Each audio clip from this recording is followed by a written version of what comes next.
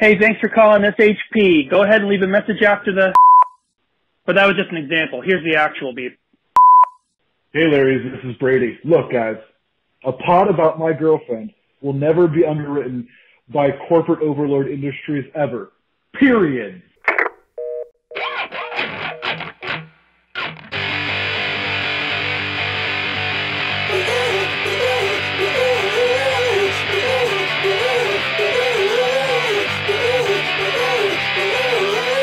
Walk through the streets of PA and you may see her. Go up to her and say you're a believer. Discussing trash on the TV, it makes her smile. That guy from Satan's and the secret in on trial. Because Marilyn Manson ain't my girlfriend. Satan consumed her mind, and he may do it again. Hello, everyone, and welcome to Sadie Hawkins Pod. Today, we're talking about Relient K's most punk song. Is it? I don't think so. Well, it's certainly... We're talking about the song that's just here to spoil the minds of our children. Even mentioning the words MM, I'm not going to say them.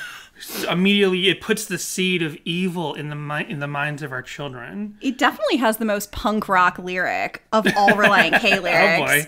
Marilyn Manson shows are overpriced. Yeah, like, what the hell? It's... See? I'm already swearing because we're talking about Marilyn Manson. You would rather gaze into Satan's eyes than on a steeple. Sounds so cool. Can I do both? Why not both? Yeah. So today we're talking about Marilyn Manson Ate My Girlfriend, a.k.a. My Girlfriend. Right. How are you going to title this in our feed? Are you going to call it Marilyn Manson Ate My Girlfriend, or are you going to call it My Girlfriend? Well, that's a good question, because the song is just called My Girlfriend, which obviously is like not censorship, but like not calling attention. Because I believe, on All Work and No Play, the demo, it is called Marilyn Manson Ate My Girlfriend. Right, and then it's clear that they called it My Girlfriend because they didn't want a CD that even had the words Marilyn Manson. Well, because otherwise Goatee wouldn't have put it out, Dan. Exactly.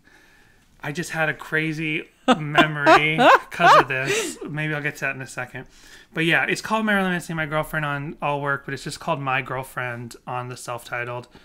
I'll probably just call it Marilyn Manson, My Girlfriend, because I feel like that'll get more eyes. Yeah. You know what else will happen? If someone's like, you know, just like how we accidentally tricked hundreds and hundreds and hundreds of people into listening to our Christmas episodes because they were like typed in Relient K Sleigh Ride and they picked us first and then they heard our voices.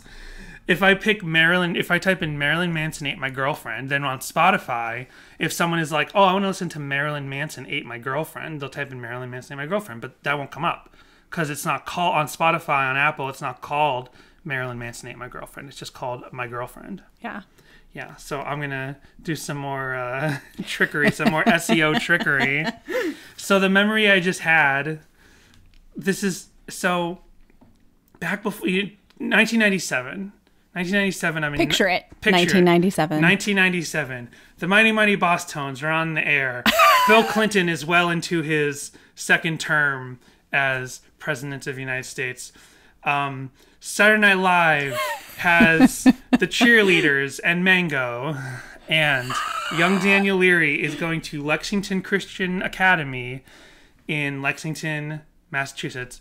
I only went there for 1 year because the Christian schools I normally went to, like basically I went to this one Christian school that was similar to yours, where it's like a whole, well, you didn't go to Christian school, but I went to mostly one of those Christian schools where it's like 20 people in a basement all wearing polo shirts, you know what I mean?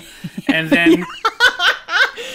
So my school was not Christian, but it was like 20 kids wearing polo shirts, but in like an office building on like Main Street, USA is the best way that I can state that. Or not like an office, not like what you think of as an office building, but like a storefront right on Celebration Avenue, one of my schools, across from the bank. One of my church/schools was also like that. It was like in a business plaza where you'd probably have like plumbers and tax attorneys and like, you know, a business center. It was like but it was a plaza shape. There was no retail stores. Oh no, this was like because Celebration is just a cutesy town. There isn't like, Right. like office buildings and stuff like that. Well, there kind of is now, but in the back. Anyways, this is right on like the main street as you drive in, like, and it's like, here's a cutesy doctor's office, here's a cutesy bank, and right across the street is another cutesy business, only it's a school. Right. Well, ultimately, I spent most of my years going to 2 different Christian schools that were like polo shirt uniforms, located in business plazas attached to a church. But for this 1 year in between those 2 schools, I went to a Christian academy that was actually very close to a standard high school, like a standard high school type building. Like it was probably, I always guess, but I'm not sure, that's probably some like high school building that the town didn't need anymore, so they sold it to a private academy. It's big, had lockers, had a gym, like a full-size high school, but it was a private high school. Right. They had a dress code, but no uniforms. Yeah. I went to that school. It's called Lexington Christian Academy in Lexington, Massachusetts, 1997. And because this is like a pre-social media world, I just got this dumb idea to make these like funny flyers, basically like proto memes. Like I would make flyers with jokes and fun sayings and little artwork and stuff. So and this is the earliest version of your memes. Yes, and I would put them on the front of my locker. I made like comic strips in the computer, like out of like paste, cut and paste art. I did I did all kinds of stuff. But one time, and I would have to think about all the different ideas, but they were proto memes, because one of them was like I made a fake, and I did not like, and getting into Marilyn Manson a little bit, I've never cared for like this kind of metal or this kind of like hard rock. Like I just don't care about I would like some heavy metal and whatever, but I don't like Marilyn Manson. It has nothing to do with his satanic roots or anything. It's like I just didn't care for Marilyn Manson music.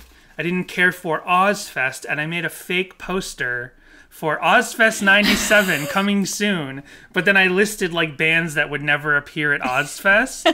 Nice. And I listed Marilyn Manson in there as a joke, but then as a joke, I censored the name Marilyn Manson because I knew it's a Christian school. Right.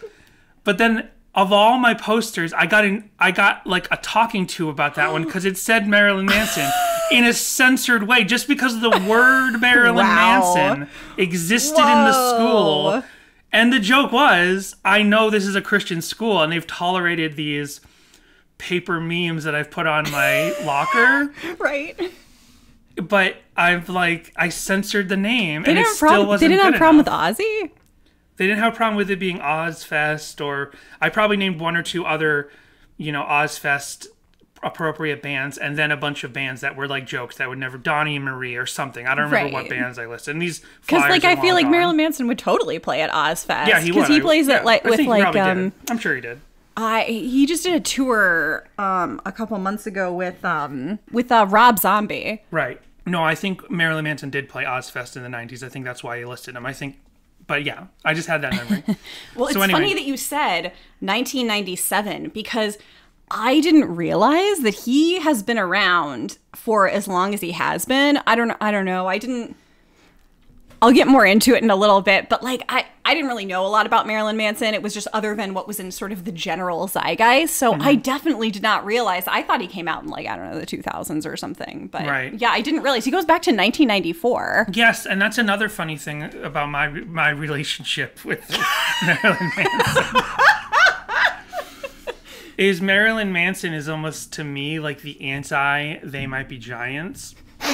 Because explain. For me, my musical taste when they first develop into like mainstream rock, it's like grunge, right? And like Nirvana and Silverchair and Bush and all of those type of bands that I was into, and Smashing Pumpkins, because they were on MTV at the time when I'm finally turning into a tween and getting into what is cool music, and that's what MTV is playing as far as alternative rock goes. So I get into all of that. Ultimately, that like all that music's good and everything, but like that music is loaded for me with this tween angst that I don't like to think about. So ultimately, by the late 90s, that's when I start getting to skate punk and ska music, and it feels like a night and day for me. And ska and skate punk have stayed with me to this day. They're like a positive force in my life. And when I go back and listen to grunge music, it's fun and all, but like it still reminds me of those desperate Yeah. tween days. Right. It has this emotion loaded into it. This negative nostalgia. The thread that connects those two time frames for me is They Might Be Giants, right? So, because I never disliked They Might Be Giants throughout all of those two eras for me. Marilyn Manson, my best friend growing up, Michael, right, who we both got into all the same kind of grunge bands at the same time. As I was drifting away from him as a friend and getting ready to discover MXPX and the Mighty Mighty Boss Tones and Five and Frenzy and those bands, and he was drifting away and he wasn't giving me my friend anymore, he was getting into Marilyn Manson. He had a Marilyn, like one of the last few times I would go to his house, I would go to his house almost every day for years for most of my childhood. So Marilyn Manson ate your best friend? Marilyn Manson ate my best friend.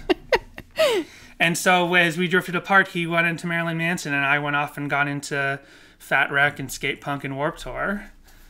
So... Nice. Well, before we go any further, do we have any top of the show business? Because we kind of just went connect right to back the They Might Be that. Giants thing. I was thinking, except that like he was there. He was always interested in Marilyn Manson. Like he knew about Marilyn Manson from early on, before Marilyn Manson was huge on the radio with his Eurythmics cover and all that stuff. My friend Michael was already into them, so he was like, they were like his They Might Be Giants, perceivably. But then we kind of split off into these other directions, and he went off with his Marilyn Manson, and I went. Anyway, voicemails. Other than the one we had at the top of the show, the very top of the show. So, yes, thank you to Brady for helping us with our opening bit. Yes, we do have a voicemail, and it goes like... We have one more voicemail, and it goes like this. We have a couple other voicemails. Okay. But we have one more on the theme of Brady's, and it goes like this. Hey, Larry's. This is Daniel. Look, man. An ep about a song about Marilyn Manson will never, ever be on a podcast put out by Podbean Podcast. Period. So Daniel, you can see my socks, is trying to get in on the opening action, but we had already asked Brady behind the scenes to do it. But he was like, yeah, Podbean will never put out a podcast. Like, we're beholden to Podbean. Yeah. Like, we don't pay them. Thank you, Daniel. You can see my socks. Leary. Oh, wait, that's not your last name. What? I'm getting confused now. Is this just me in some sort of like Fight Club scenario where I'm leaving myself voicemails? No, he's got a way better voice. Thanks a lot. Well, from that, we have one other voicemail from David Ketch from a couple weeks back, and I didn't have time for this in our John Schneck interview. But here is David talking about how he appreciated that we went and did a part 2 of our Justin Bieber baby discussion. Talk about Marilyn Manson and Justin Bieber. Remember that whole controversy a couple years ago? Nope. When Justin Bieber wore a Marilyn Manson t-shirt and everyone was so upset, and Marilyn Manson was like, said Justin Bieber's a dork or something, and Justin Bieber was like, I don't care. But whatever. Here is David complimenting part 2 of our Justin Bieber Patreon, and then he has something very important to say after that. Okay. Oh, and there was one last thing that I wanted to mention. The Mood Rings episode is what I would have expected the episodes to sound like. If you're hearing this voicemail and you don't know what I'm talking about, you can check out the baby episodes on Sadie Hawkins Pod Patreon at patreon.com/Sadie Hawkins Pod. Both of those episodes are on there because they are Patreon exclusives. That is patreon.com/Sadie Hawkins Pod. Okay, bye. So David's helping out, doing our job for us. Helping out with the shameless plugs. Yes. I did not know how much Danny loved a good shameless plug until like just recently. Talking more with Andrew and John over at Magnified Pod, I was like, oh wow, Danny really is into the shameless plugs. Why not? I don't see why you shouldn't. So okay, so we have actual voicemails from Daniel Socks.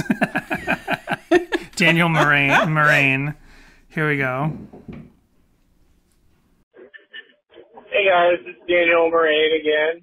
You can see my socks. Listen to the John Schneck interview earlier today. Great job interviewing him. That was really cool. I like that you guys have made such a big deal about like not ever wanting to have a member of Relient K, or not trying to have a member of Relient K on there, but then without any prior warning, all of a sudden John Schneck is on the pod. Pretty cool. Yeah, I guess I just wanted to like share like kind of my little, I don't have a story about John Schneck, but I was just kind of thinking about when he joined the band. I remember, I don't know, I feel like I had like a little bit of a vendetta against him for a little bit. Like mostly I was just jealous because like I wanted to play in Relient K, and I was like, who is this guy? Like, why does he get to play guitar in Relient K all of a sudden? Uh-oh. Dissension within the listenership. So yeah, we should talk about a little. Oh, go ahead. I was gonna say. So we found a loophole in that. So we did say that, or Danny did say he was never going to go out and ask a member of Relient K to come on the show. Right. But then John Schneck half jokingly was like, when am I coming on the podcast? And then I was like, well, I don't care if it's half a joke. You asked first. So, that's right. And John Schneck obviously has interacted with the show and listened to it since early on. So, you know, he's liked our tweets and responded to things and had comments here and there on social media. So it seemed like a natural fit. It was really cool. Thank you so much to him for coming on. I was thinking, since Bird and the B-Sides has those songs that have Ethan and John Warren, I'm like, do we have to reach out to them before we do those songs? Like, we don't have any plans to do those songs soon, but I'm like, we'll probably have to ask John Warren and Ethan Luck. Look at you doing a complete 180. You're like, oh, no, we're not going to bother anyone to come on the podcast. And now you're like, get them all on the pod. Come on. What I'll do is I'll just like send them, when it's time to do those songs, I'm going to send them messages saying, hey, we're Sadie Hawkins Pod, we're the Relient K podcast. About to do your song from Bird and the B-Sides. Can you just tell us a little bit about it? And you don't need to come on the show. Like, they could just send us a text, send us a DM, whatever. We're cool. We're light. We're keeping it breezy. We're breezy. Yeah. So, oh, and another thing. Hashtag get worn out on the pod. Right. Another thing I wanted to mention real quick about the John Schneck interview was future interviews. I think it all went great, and it sounds fine. But I did have a little bit of a problem with a mic issue. So I was like, if people are wondering why our audio quality drops in and out, in the future we'll know exactly how to do it. But basically what happened was we had two computers going. Jessica's was recording our audio in the room, just us in the room, like the way we always record our podcast. And my computer was running the Zoom call and had a mic to capture that. Well, it turns out the mic in my computer didn't work properly, so it went to the on-computer mic. So what you're hearing when our audio drops down, that's my on-computer mic, which I would never want to use as audio for the podcast. But then, so, I mean, originally, because we did the magnified pod crossover on Zoom, and I edited that, and I knew that Zoom calls are pretty trustworthy and sound okay, but like random syllables can sometimes drop out. So I was like, well, if we record an in-room clean version, then whenever audio drops out, I can pick it out of our Audacity record. Well, it turned out in the end, I need to use that Audacity record to replace as much as I could of the Zoom call. And it was a huge project. One of the most editing I ever had to do just to replace the good audio we had in a separate file with the already mixed together Zoom call. So basically, next time we do an interview or have anybody on, we will have that issue fixed because thanks to patrons like you, we are going to be getting a second microphone soon, which will be really nice because then Danny can sit far back in his chair and I can sit far back in my chair and we don't have to worry about it. And both of us will sound nice and clean. Exactly. Instead of both of us leaning in to share a mic like we are right now. Right. Oh, yeah, I'm not even leaning in. Hello. That's why I usually sound a little louder than Danny, is because I lean real close to the mic and he sits back a little bit. Right. We'll have two good, totally matched microphones. Yeah. And if we need to have one into the Zoom call, it'll probably sound really good. I think, yeah.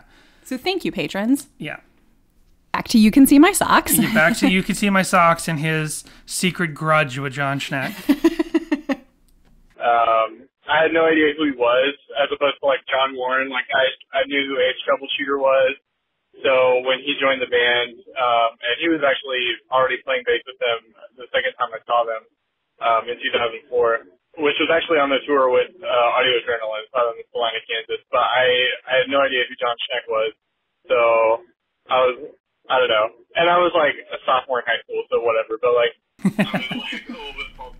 Well, obviously, Daniel, it is Relient K's loss that they went with John Schneck, who they knew and who almost replaced Brian instead of Warren, that they didn't also contact you in high school, bring you up to the big leagues. I know what he's talking about, because when I went to the final Five Iron Frenzy show, which is something we didn't even mention in our Magnified Pod crossover, that I went to that show and Relient K was also there.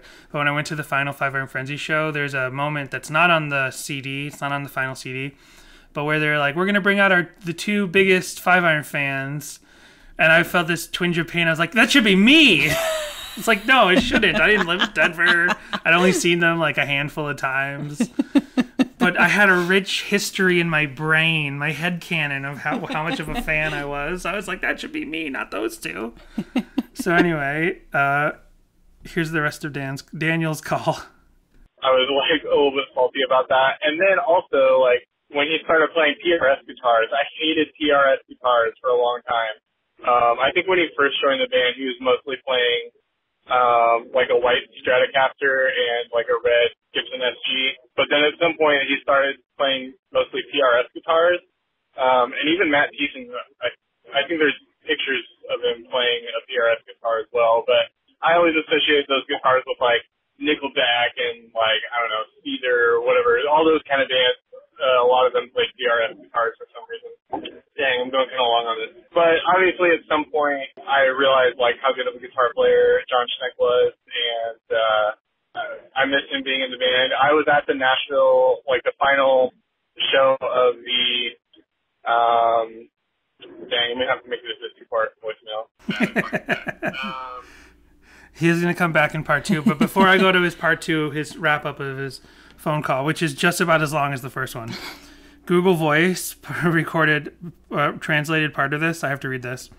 But without any prior warning, all of a sudden, John Snack is on the pot. Pretty cool.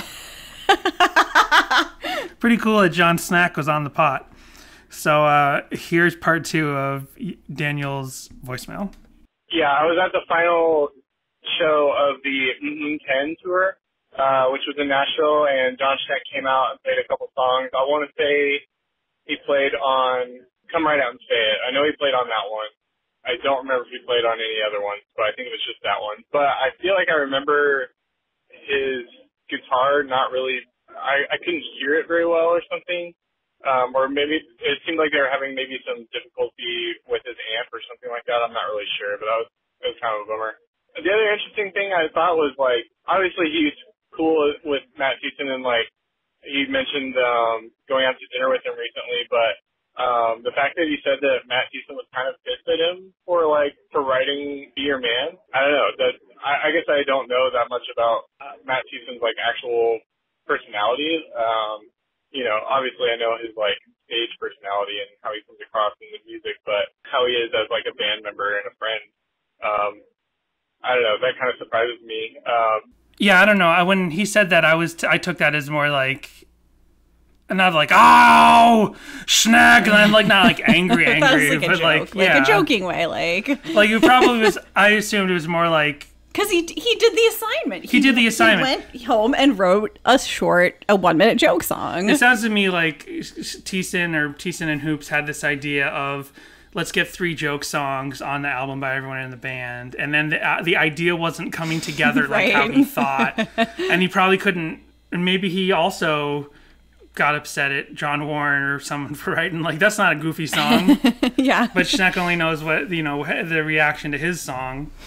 And also his song, and I think it sounds like, the song ended up tying together so perfectly with the Ethan Luck joke and with the bee thing that they added at the end. Yeah, I don't know.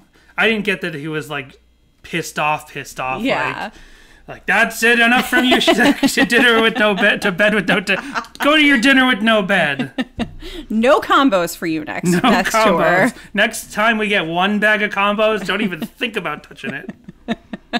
So here's, I say this every time, but here's the rest of Daniel's phone call. 1 minute left. But John may have also been like exaggerating that. I don't really know, but it would be interesting to hear more about that and hearing about how much control Matt Thiessen has over, I guess, kind of the final product of Relient Kid's album stuff. Yeah, I think that was all I had. So sorry for leaving 2 really long voicemails. Maybe I should not do these when I'm driving on my way home, because maybe I'm dividing my attention a little bit too much. Side note, I just passed 50,000 miles in my car, so that's kind of cool. Congratulations! Yay! Okay. So, yeah, I mean, we can't get Matt Thiessen on the podcast unless he asks first. It's like a vampire thing. Basically, let's say it's like that. Like, we're like vampires. We can't have Relient K members on the podcast unless they ask first. But at the end of this call, Daniel does say he hopes we get more members on, so hopefully we will. And then he says, I think there's an accident ahead. No. Okay. Well, anyway. So, yeah, maybe hopefully we'll get... like I said, I'd like to get, if not them on the podcast, I would like to get John Warren to talk about The Last, the Lost, the Least, and Ethan Luck to talk about No Reaction. Even if it's not them talking to us by audio, at least them, saying a few words about the song and how they wrote it. Sure. We have one more voicemail, and this will get us into the discussion about the biggest song. Oh, and I guess leading into talking about last week with the John Schneck interview into this week, right?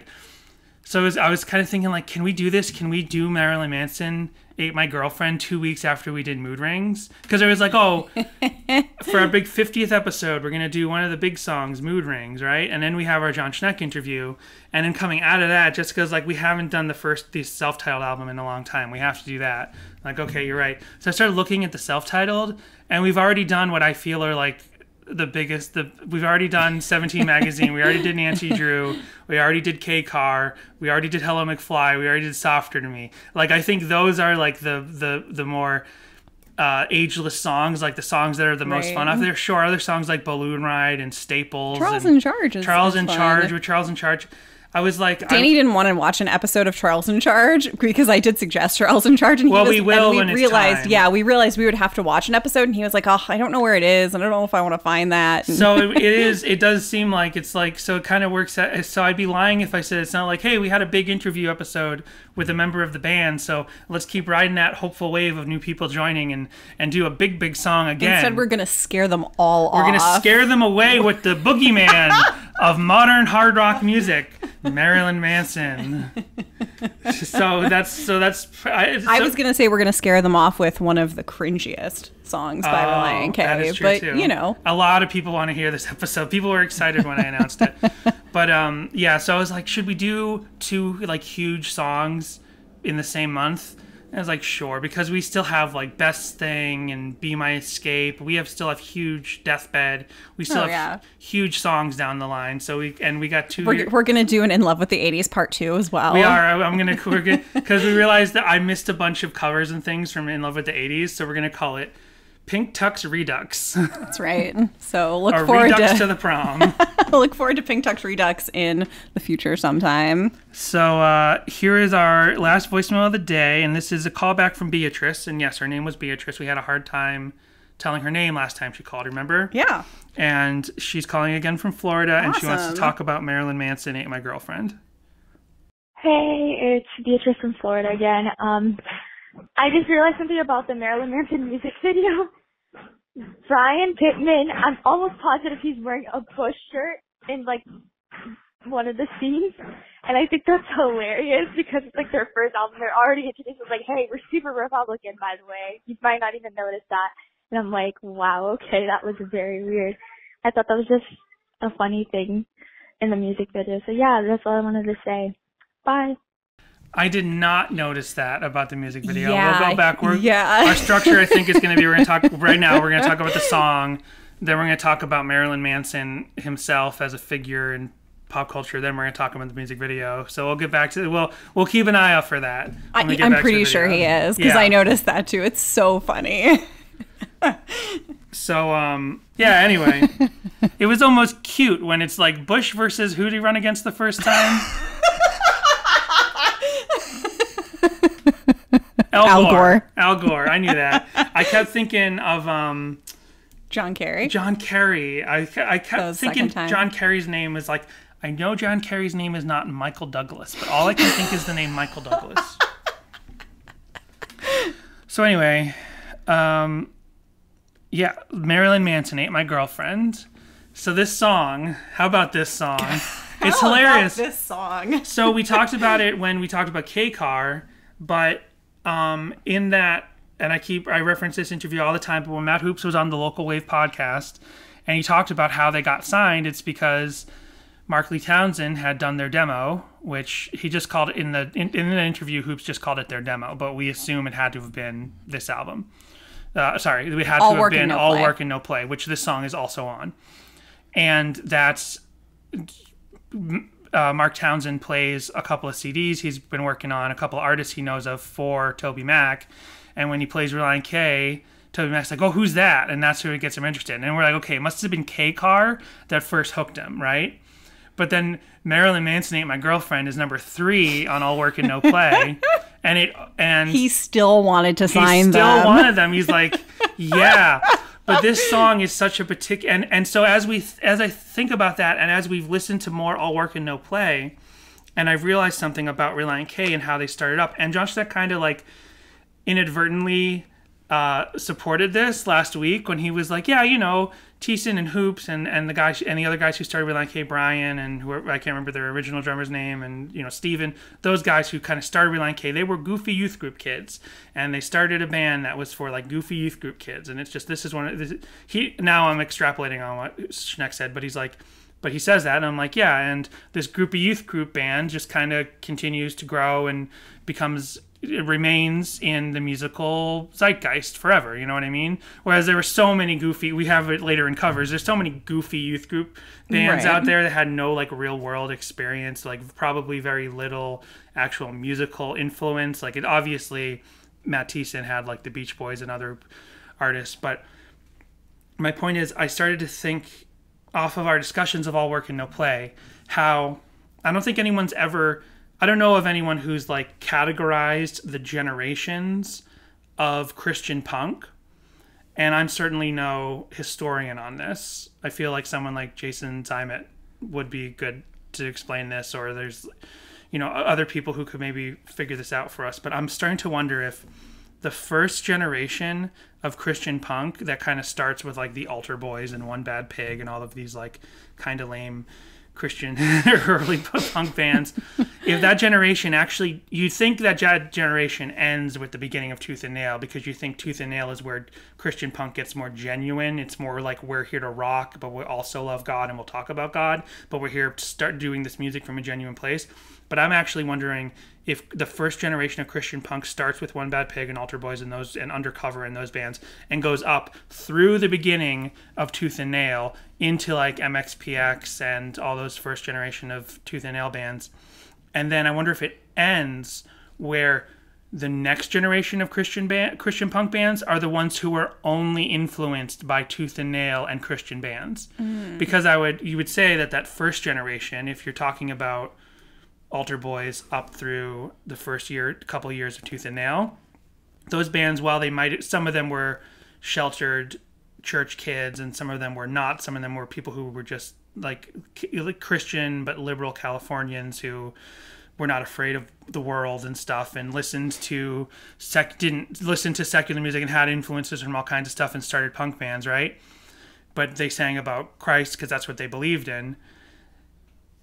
They're coming from a genuine place of starting these bands because they love punk rock and they're going to sing about God. Now you have a second generation wave, which I think Relient K sort of is a part of, where it's like these bands are specifically influenced by Christian punk bands.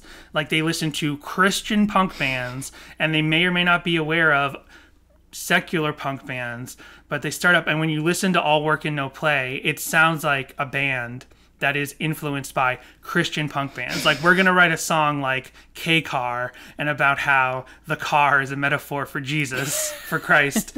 And we're going to sing Marilyn Manson Ate My Girlfriend. And we're going to sing about how Brandon Ebel gave us a call. Because all we want is to be a Christian punk band. And it's hilarious, going back to that same Local Wave interview where Matt Hoops was like, people have their crappy high school punk bands, and we're just in the same band from our crappy high school days. But and the band's got the same name, but you know, we've grown and changed our music style and changed our philosophies and our lyrics and stuff.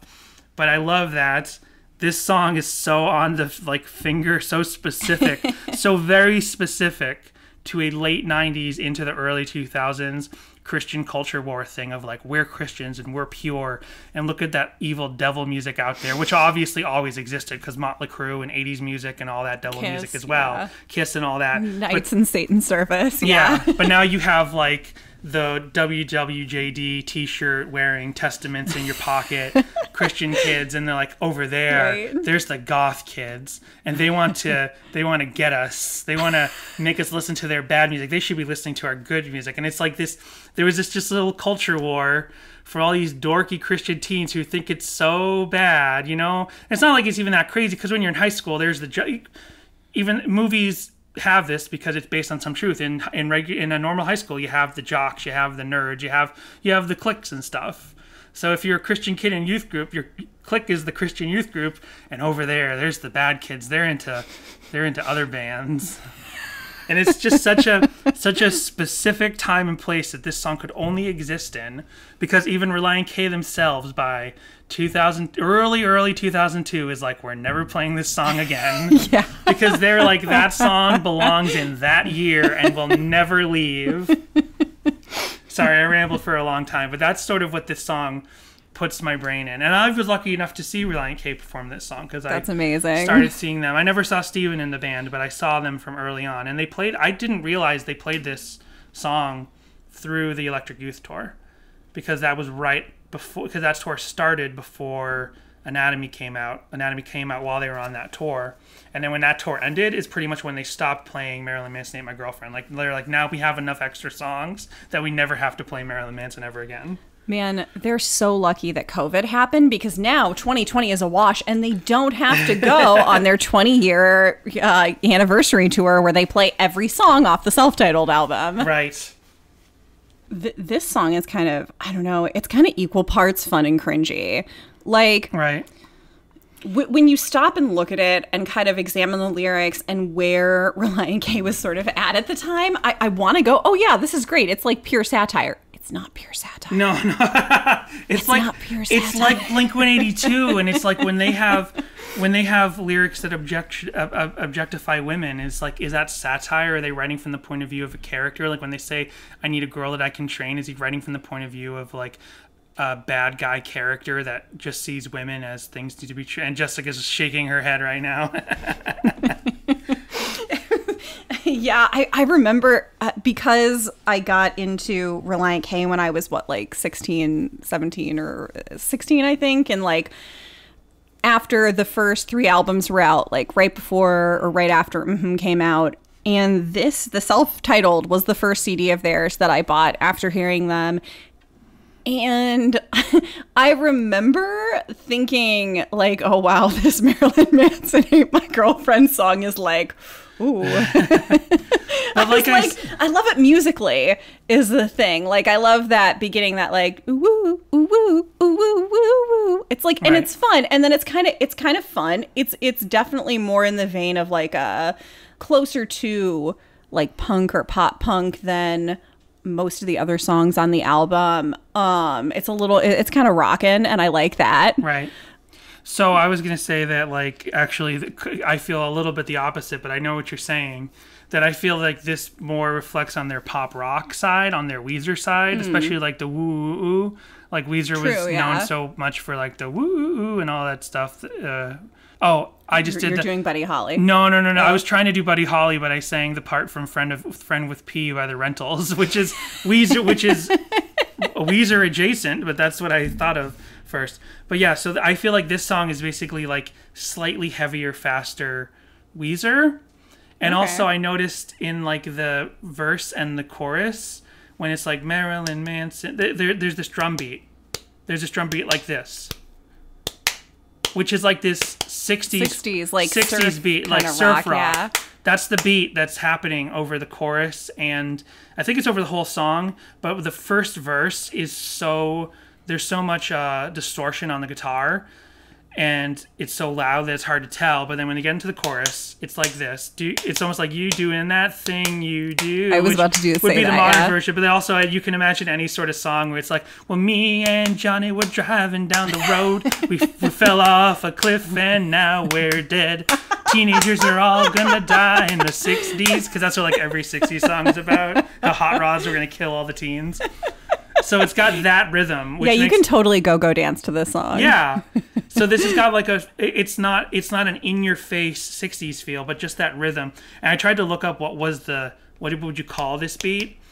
And they said something said it might be staccato. Daniel, you could see my socks, could definitely tell us, but one thing said this could be staccato. You were absolutely playing That Thing You Do. I know. But that's also the rhythm in this song, but it's buried also behind this what do you call it? Sound wars, loudness wars. It's buried behind this loudness wars thing. I realized that I threw both tracks into Goldwave to look at the waveform on these, and they're not as like solid waveform as like modern is music of the last like 15 years, but it's right up there. Like this is an almost solid waveform. Like there's no dynamics in this waveform, and I realized that listening to this again, how like something about this track production wise sounds very compressed. Like it sounds very digitally compressed. Like it almost like probably if you had downloaded this track on Napster back in the day, you would think like, oh, this MP3 doesn't sound so good. Oh well, it's the only one I have. But then you get the CD and you're like, oh no, it actually sounds this way. Like this CD, this Right. song, the production Yeah. on here. And I can say this knowing which is funny that I would say the production on All Work and No Play it's not timeless, but it's got a certain timelessness in its It sounds like it was recorded in a garage. Right, but this song and maybe a couple other songs off of the self-titled album I'm starting to realize have a very compressed sounding 2000s effect. And I can say this knowing that Mark Lee Townsend has gone off to be an amazing producer, and even by the next album, which we talked about, Anatomy, is like such a perfectly clean sounding. It's like it didn't take them 3 major label albums to get to the perfect sound like MXPX finally did with Life in General. It just took 2 national records to get Relient K to what I think is a perfect sound on Anatomy. But the sound on this is like, when you put on big headphones, you're like, it sounds so garbled. It sounds like there's a digital garble, like it was transcoded incorrectly. But no, this is what's on the CD. This is what's on Spotify. So are you saying that you prefer the really dirty, loose version of All Work and No Play? It's like it's half and half. Because it's so messy on All Work and No Play. Yeah. Although it has that great intro. Right, where they play Sweet Dreams. Dreams. The intro to that, yeah. Yeah, and they did that live a bunch. They played. That's awesome. They played Sweet. I could be mistaken. I think we have live videos to check out later, but I think that they would possibly, and again, I could be totally wrong on this. This is a guess right now based off of memories, but I could have sworn I saw them live. It's that same Chicken Mask concert I talked about at Soulfest 2002 or 2001, which I found recently online. Someone uploaded the Chicken Mask section to YouTube. I was super excited. Oh, nice. Yeah, I talked about this weeks and weeks and weeks ago, but at a Soulfest show in like 2001, 2002, Matt Thiessen had a chicken mask on. He was like, I want to be in the band. And Matt Hoops is like, you're a chicken. You can't be in the band. It's like, and Thiessen's like, I'm going to show you chickens can rock. Well, I found someone uploaded that Soulfest video, and this is early Soulfest when it was still called Inside Out Soulfest. What was my point? I don't exactly. Oh yeah, that same show, which this part isn't in there, but I'm pretty sure they played Marilyn Manson, Ate My Girlfriend that set, because my friend Brandon, who I never really talk about on this show. I talk about my friend Johnny, who I used to go to Relient K shows with all the time. I had a friend named Brandon, who was basically like my first Christian friend that was into heavy alternative Christian music. But he was really on the abrasive hardcore and metalcore sound, and like that stuff was too heavy, and I liked some melody in my music. Like I would like some heavy punk, but I wanted melody in my music, and he didn't like melody that much, so we didn't have a ton in common. But just to have one friend who knew what Tooth and Nail was, who liked Tooth and Nail music, who had HM magazine and all that stuff, I was like, well, obviously, and I went to Soulfest 1 year with him, and we were both standing watching Relient K, and when they broke out the bridge to play a little bit of a Marilyn Manson cover, he started laughing because he knew Marilyn Manson. Because he also he didn't differentiate between secular music that much. Like, he also liked Metallica, and he liked Marilyn Manson and all that stuff. And he started laughing because he knew the song. I didn't know the song because I never liked Marilyn Manson. And it had nothing to do for me with like how scary and satanic he seemed. It's more like because I don't like the music at all. That was like, I think it was like yesterday, or whenever we were doing like research next to each other for this episode, and I hadn't heard the all work and no play version, and Danny like put it on his computer or whatever, and it started with that and I was like, oh, nice. And Danny just went, oh, you would know what this is. It's just like, oh, you would know what this is. I know 3 Marilyn Manson songs, or I've properly listened to 3 Marilyn Manson songs. 2 of them are covers. Right. So it's the Tainted Love cover because it was on the Not Another Teen Movie soundtrack. Right. And Sweet Dreams Are Made of These because, again, it's another cover, and I love fun covers of things. Right. And then Heart-Shaped Glasses because that music video is super badass and has Evan Rachel Wood in it. And who doesn't love Evan Rachel Wood?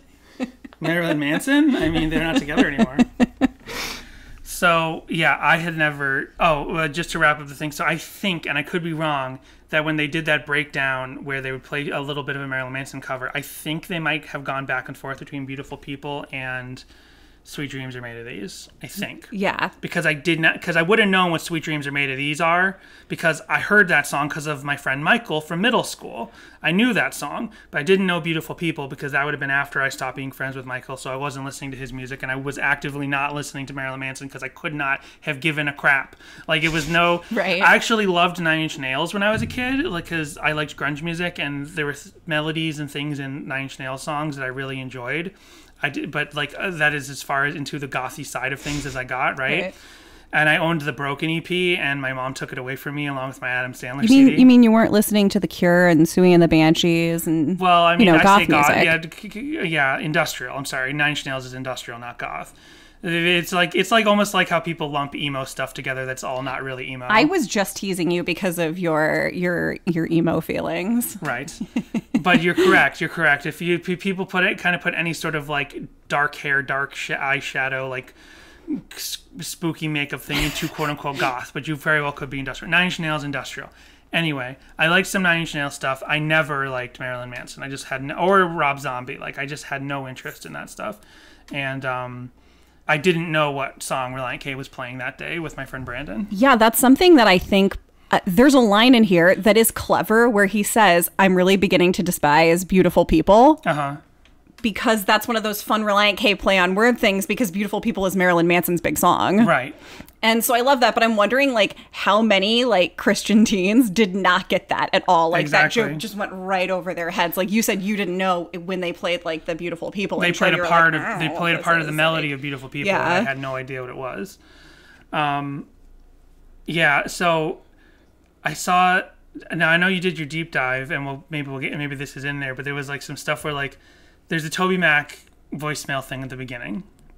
Right? And I think like that's their just thing to acknowledge it, to almost like through satire, point it out to parents who might get mad that this song is on there, of like, hey, we're addressing the fact that Marilyn Manson is out there to steal your children away. And we're using our positive Christian poppy rock music to to alleviate that fear, and also from the in the world of the Christian scene, you would say like this almost disarms the fear of Marilyn Manson. It makes him look like a goof because Relient K is writing such a goofy song. It also kind of reflects badly on Relient K in hindsight because it seems like such a goofy song. But like, it's so funny how people now, we haven't even gotten into this, but people now can look at this song and be like, oh, this is so cringy. But at the time, Christian parents could be like, there's a song about Marilyn Manson on this record. Like, and that would upset them. Not that I it's a did Marilyn find that Manson in my song, deep dive. but it's a song saying Marilyn Manson is bad. Right. And that's the just parents are still like, acknowledging no. They said the name, so you can't have it. Like, that did show up. Somebody posted on the I Hate Five Iron Frenzy Facebook group, like recently, like in the last couple of days, they had like a page from a children's Bible, and it says, Jesus turned water into juice. Oh, no. It's like, we can't have kids we can't have kids see the word wine, or they'll become drunks at the age of 5. Wow. Like, you can't let them know the word wine exists. Wow. So you can't let them know that Marilyn Manson exists. And then if they find out about Marilyn Manson, they'll be enticed. Like, this song, from within the Christian world, the mindset should have always been, we're making fun of Marilyn Manson so that he seems less appealing to your youth. But like, then you got Christian moms who are like, don't even want you to acknowledge that he exists. It's like the difference between abstinence and teaching abstinence and teaching safe sex. Teach abstinence of Marilyn Manson or teach safe Marilyn Manson. Was your mom specifically like, you can't listen to Marilyn Manson? No, because I was not into Marilyn Manson. I didn't come around. If she ever said to me, I don't want you to listen to Marilyn Manson, I was probably like, I don't want to listen to Marilyn Manson. Because there was that time like where my mom found a Coolio CD in the house. It was my sister's. But first of all, it was not like his full-length album. It was the Gangsta's Paradise single. But my mom had heard that Coolio had all these, I think you've brought this up on the podcast. But he had all of these like sexualized lyrics in his songs. But that was not Gangsta's Paradise. You know what I mean? Yeah. So she sits me down. It's like, you should. I'm like, that's not my first one. That's not my CD. 2, I don't listen to rap music. 3, that is a single and does not contain the songs you think it contains. And 4, whatever. There's no 4. 4, America. Democracy. Taco Bell. I don't think my mom ever was like, you can't listen to Marilyn Manson. I think she was probably just like, I don't think that Jessica would be into this anyways. It's not like Limp Bizkit where she went out of her way to be like, Jessica, you cannot listen to Limp Bizkit. And I was like, Mom, I don't want to listen to that anyway. Like, or the only CD I ever distinctly remember asking her for, and she turned me down, was No Doubt's Tragic Kingdom. And she claimed at the time that it was because she didn't like the album art, which... why not? But she's like, I don't want you getting inside of a shopping cart in that manner. I don't know if she just like didn't like it's not safe. I don't know. The rotting fruit with the flies. I guess maybe she thought it was gross. I don't know. But I found out later that she just said that because I wanted to listen to it because it was the bad influence girl that was my friend. Like, she listened to that, and because my mom knew that girl was like the bad influence girl, that's where I had heard the music from before. She was like, no, you can't have that because bad influence girl listens to that. No doubt. Classic industrial goth music. So for the lyrics, they're a little different on All Work and No Play than they are on the self-titled, and it's really hard to figure out the All Work and No Play lyrics because there are no lyric sites out there that specifically have this last verse. Right. And for some reason, they just give you the first 3 verses and that's it. So the line in the final album version would be Marilyn Manson, he's not cool. Marilyn Manson went to Matt Hoop's school, which we'll have more to say about, but that's the lyric. Matt Hoops and Marilyn Manson both went to the same Christian school. Was it high school? I don't remember. Academy. We'll just say Christian Academy. So, sorry, my ice is crinkling in my glass. Which I'm confused on that as to when Matt Hoops went there, because he and Thiessen and Pittman all met like in their younger years, I think, and then he definitely went to like Canton High School or whatever it was for his junior year, because that's when they formed the band. Right. Maybe he went for 1 year the way I only went for 1 year to Lexington Christian Maybe. Academy. So here's the lyric, the difference, and there's no just like how, some of these EP songs that we've had and some of the Bird and the B-side songs don't have officially public lyrics. There's obviously no officially published lyrics for the all work and no play version. But here's the part we can't suss out. You listen and tell us what you think is being said here.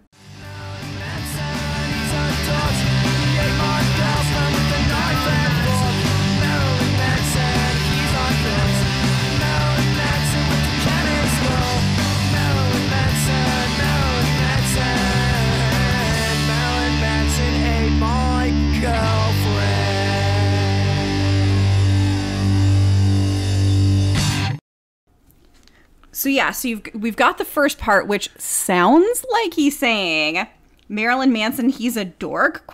He ate my girlfriend with a knife and fork. I think that's what he's saying. But then Marilyn Manson, he's not cool, went to cannery school? Yeah. Catholic school? And what I hear is it sounds like he's saying Marilyn Manson went to cannery school. Yeah. It's like, is that a school where you learn how to like can dried goods? It's like an industrial school or Catholic school. Or maybe they're saying Kennedy's school. Or did Matt Hoops have a nickname that sounds like Canada? Or did they have a friend that Matt Hoops went to school with and they wanted to mention his name and maybe his name was Kennedy and they're like, he went to Kennedy's school. We can't tell what he's saying. I even put it in Gold Wave and put a filter on it to emphasize the lyrics, and I got a lot. And here, I'll play that version right now. But here's the lyric boosted version, and we still can't tell what he's saying.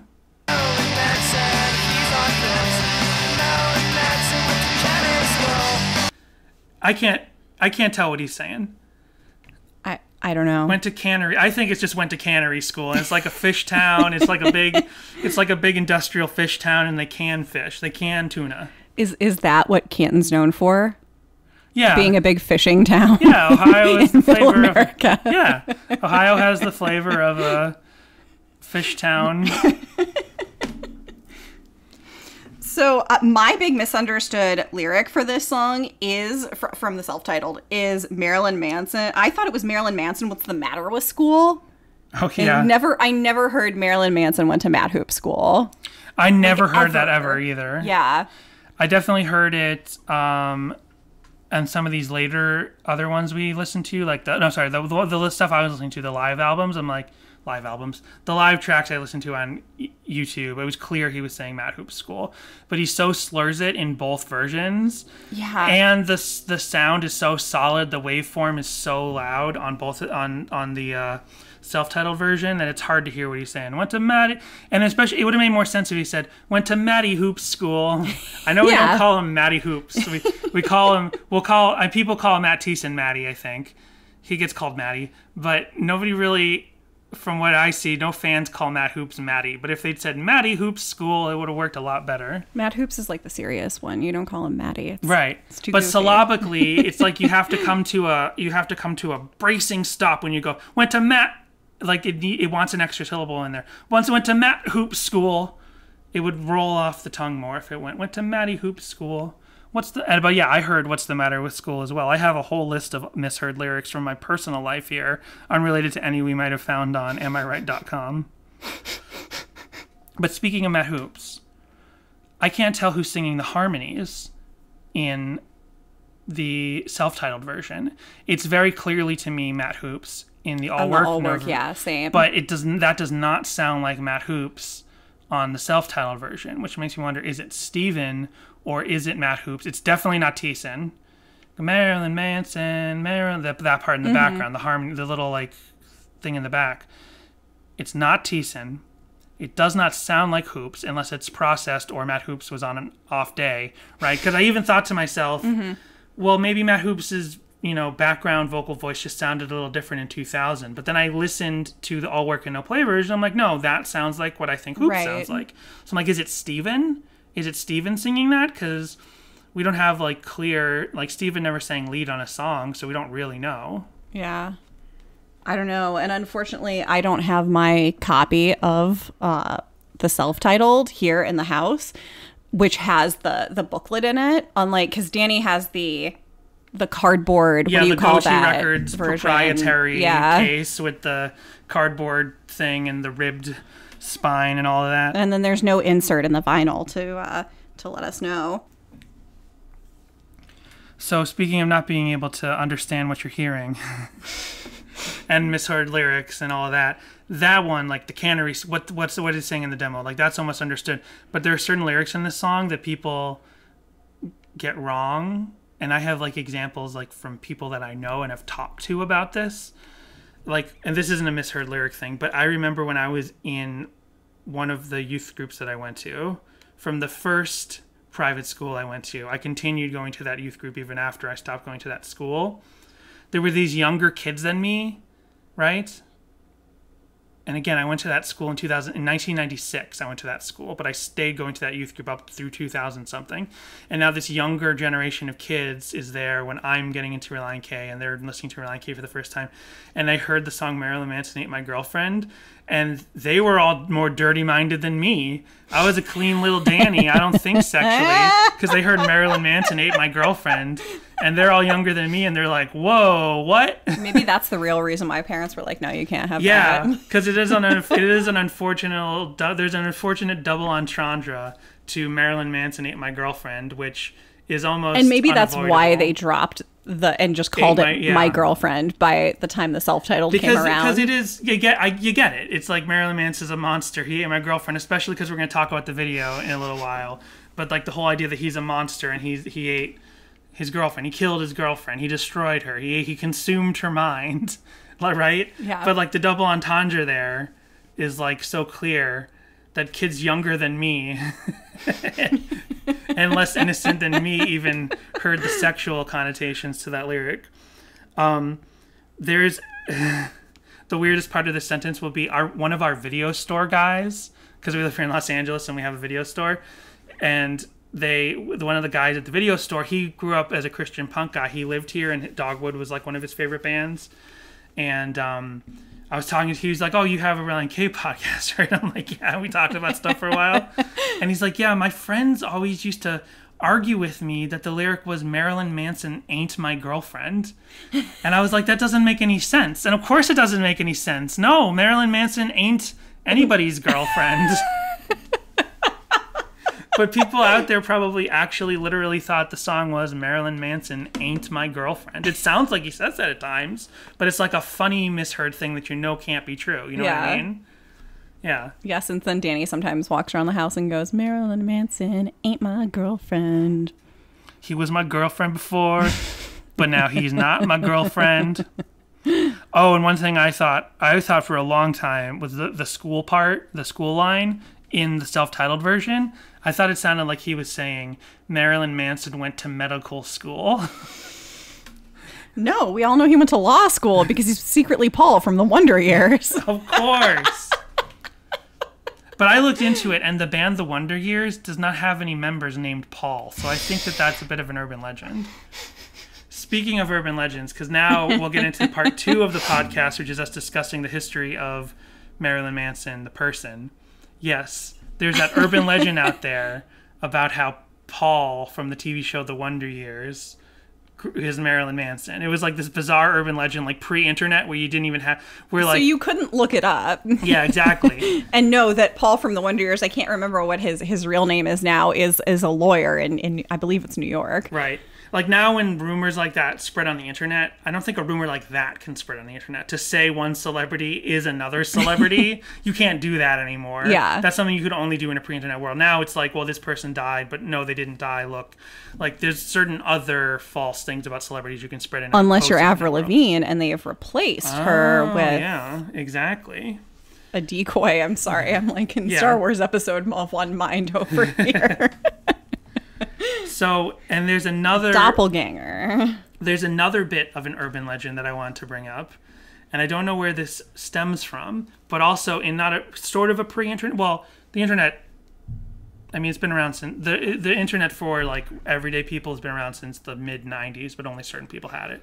So when I say pre-internet world, I understand what I mean. But when there was basically just email, no social media and stuff, there was this thing that would this Christian urban legend that I remember hearing in multiple different Christian places, and multiple different speakers would sort of present it like it was this little story to like sort of teach about how we should always be, you know, ministering and reaching out to people. And it was this story about this youth group where there was this one kid, and it also, in an early version of the internet, it was a common Christian chainmail thing you would get, like this story that you'd read.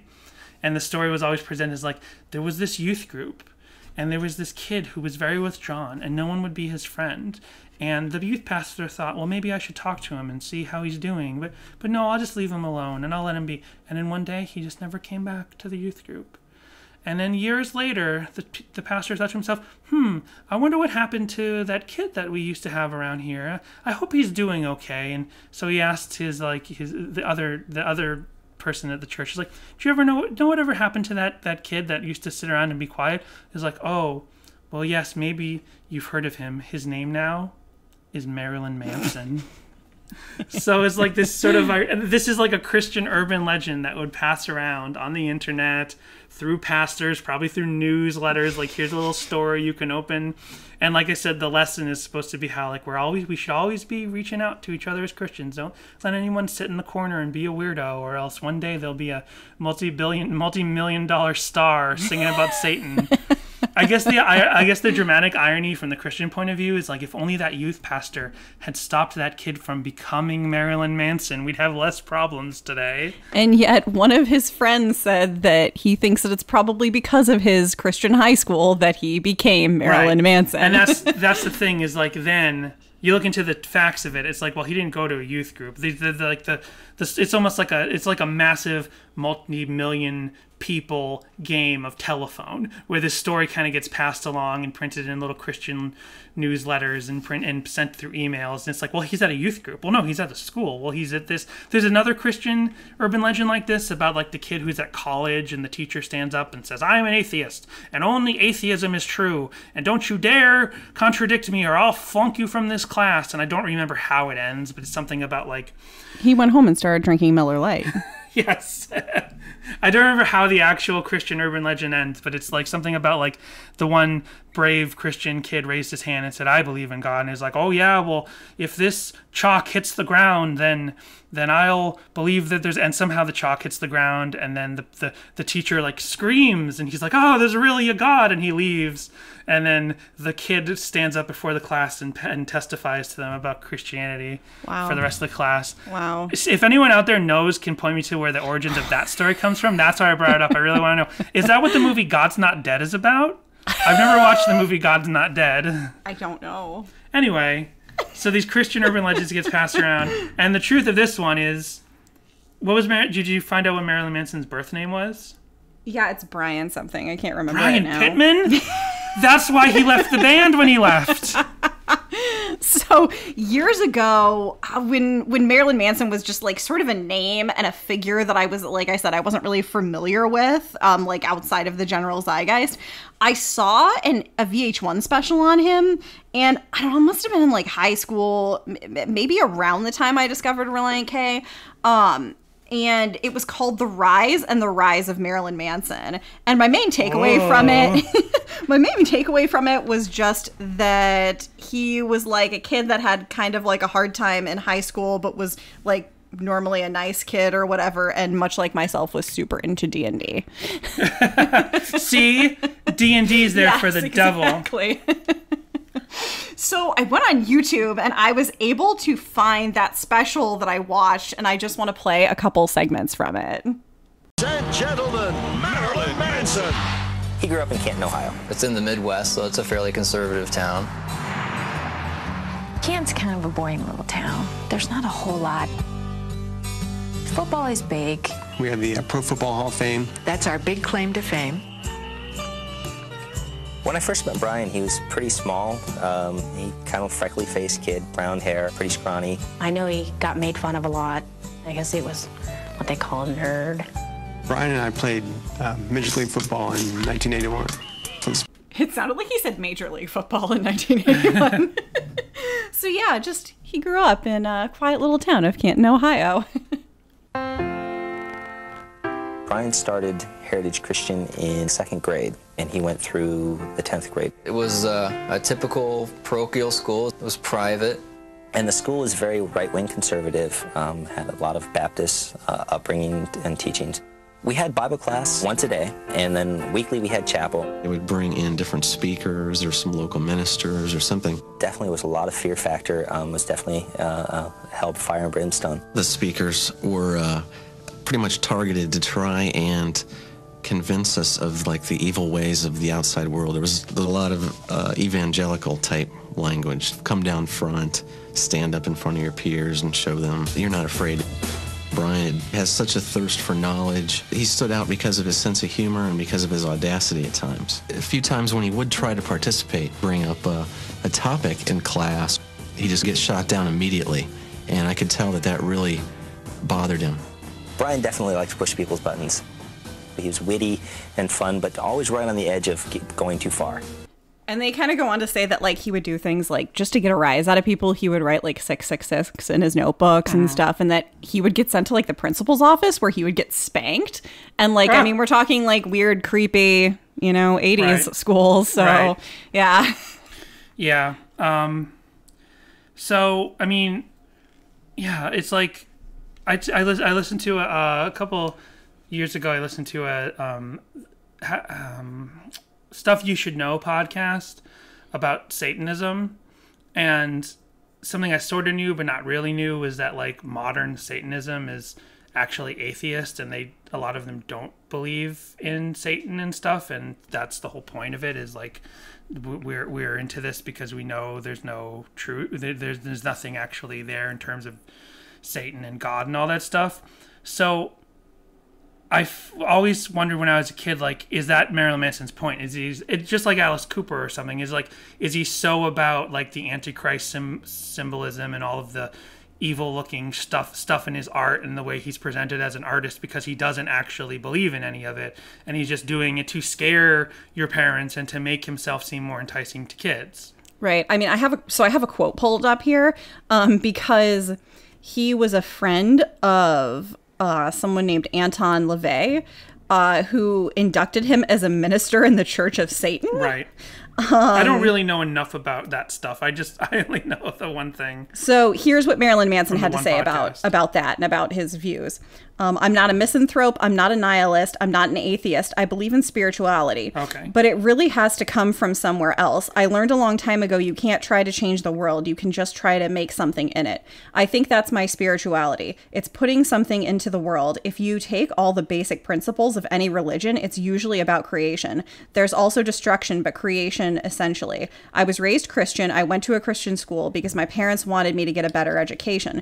But when I got kicked out, I was sent to public school, and I got beat up more in public by the public school kids. But then I'd go to my friend's Passover and have fun. Marilyn Manson. Right. So I recently kind of figured out from when Magnified Pod had Scott from Five Iron Frenzy on, and he's the member of Five Iron Frenzy that left the band early because he was actually losing his faith, right? Mm-hmm. So he left, and Five Iron Frenzy was still very strictly Christian at the time. So he basically had to leave. You could say he was standing there in the spotlight losing his religion. Exactly. Well, he's also bald, just like Michael Stipe. So that makes sense. But and in Magnified Pod's discussion with Scott, and now Scott's in Five Iron Frenzy, and not everyone in Five Iron Frenzy believes what they believed back then, and there might be more of them may be thinking on the side of atheism than just Scott at this point. I don't really know. I don't pay that close attention to this stuff. But they discussed the idea of of agnostic theism, and I responded to them. I'm like, agnostic theism, I think that's what I am, because I believe in a creator. I was raised to believe in Jesus Christ and and his power and his glory and saving our souls and everything. So I don't choose to just throw that away. But at the same time, I don't feel like I'm an atheist. I just don't feel that way. But I also think we can't really know everything out there. So I kind of lean on the side of being like a Christian agnostic or an agnostic theist. Like, I believe there's a creator, and I believe in creation, and personally I believe in Jesus Christ having saved my sins. I believe a lot more reformed things from what the church maybe taught me in terms of like how the way they persecute homosexuals and the way we treat other religions, how they all need to be saved, and how exactly do you get salvation through Christ? Like, I was taught one way, and that's not really what I believe exactly anymore. But yeah, I don't know. I just felt like getting to that because here I'm learning about Marilyn Manson. And yeah, Marilyn Manson, I will say, however, that when I was a kid in the 2000s, although I did not like his music, it would have been tougher if I liked his music, because then maybe I would have been enticed by him.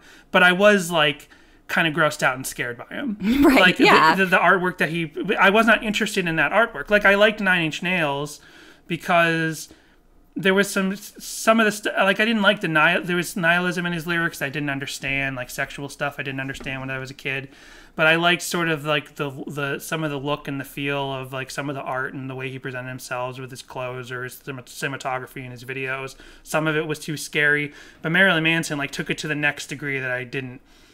Yeah, definitely didn't appeal to me. Even just looking through his discography earlier this week, I was like, man, some of these the album art is difficult to look at. Right. And yeah, I just liked lighter. I liked more melody and lighter music. So I just was never Marilyn Manson's music in and of itself never appealed to me. So I didn't have to feel torn about whether or not I wanted to listen to his music. And yeah, his imagery really turned me off. And I don't know if that's just a matter of my Christian upbringing or not. I mean, it'd be very simple to say, yes, it is. Or am I just, in my personality type, not appealed to that? Because there's plenty of like 70s and 80s punk bands that have horrible imagery in their album art that I still love the music, you know what I mean? Like, and bands that, I don't like Gigi Allen or something, but there's like plenty of like more probably violent or upsetting lyrics in some punk bands. And I'm like, yeah, I'm interested in that. I like that band. What's the most controversial band you like, Danny? Today? Sure. You know who, speaking of Manson, did you ever listen to Charles Manson's albums? They're actually a lot better. They're a lot better than you'd think. I'm just kidding. I've never. I don't know who's the most controversial. I can't think of it right now, but yeah. I like putting on Guar every now and then. Oh, yeah. To be honest, yeah.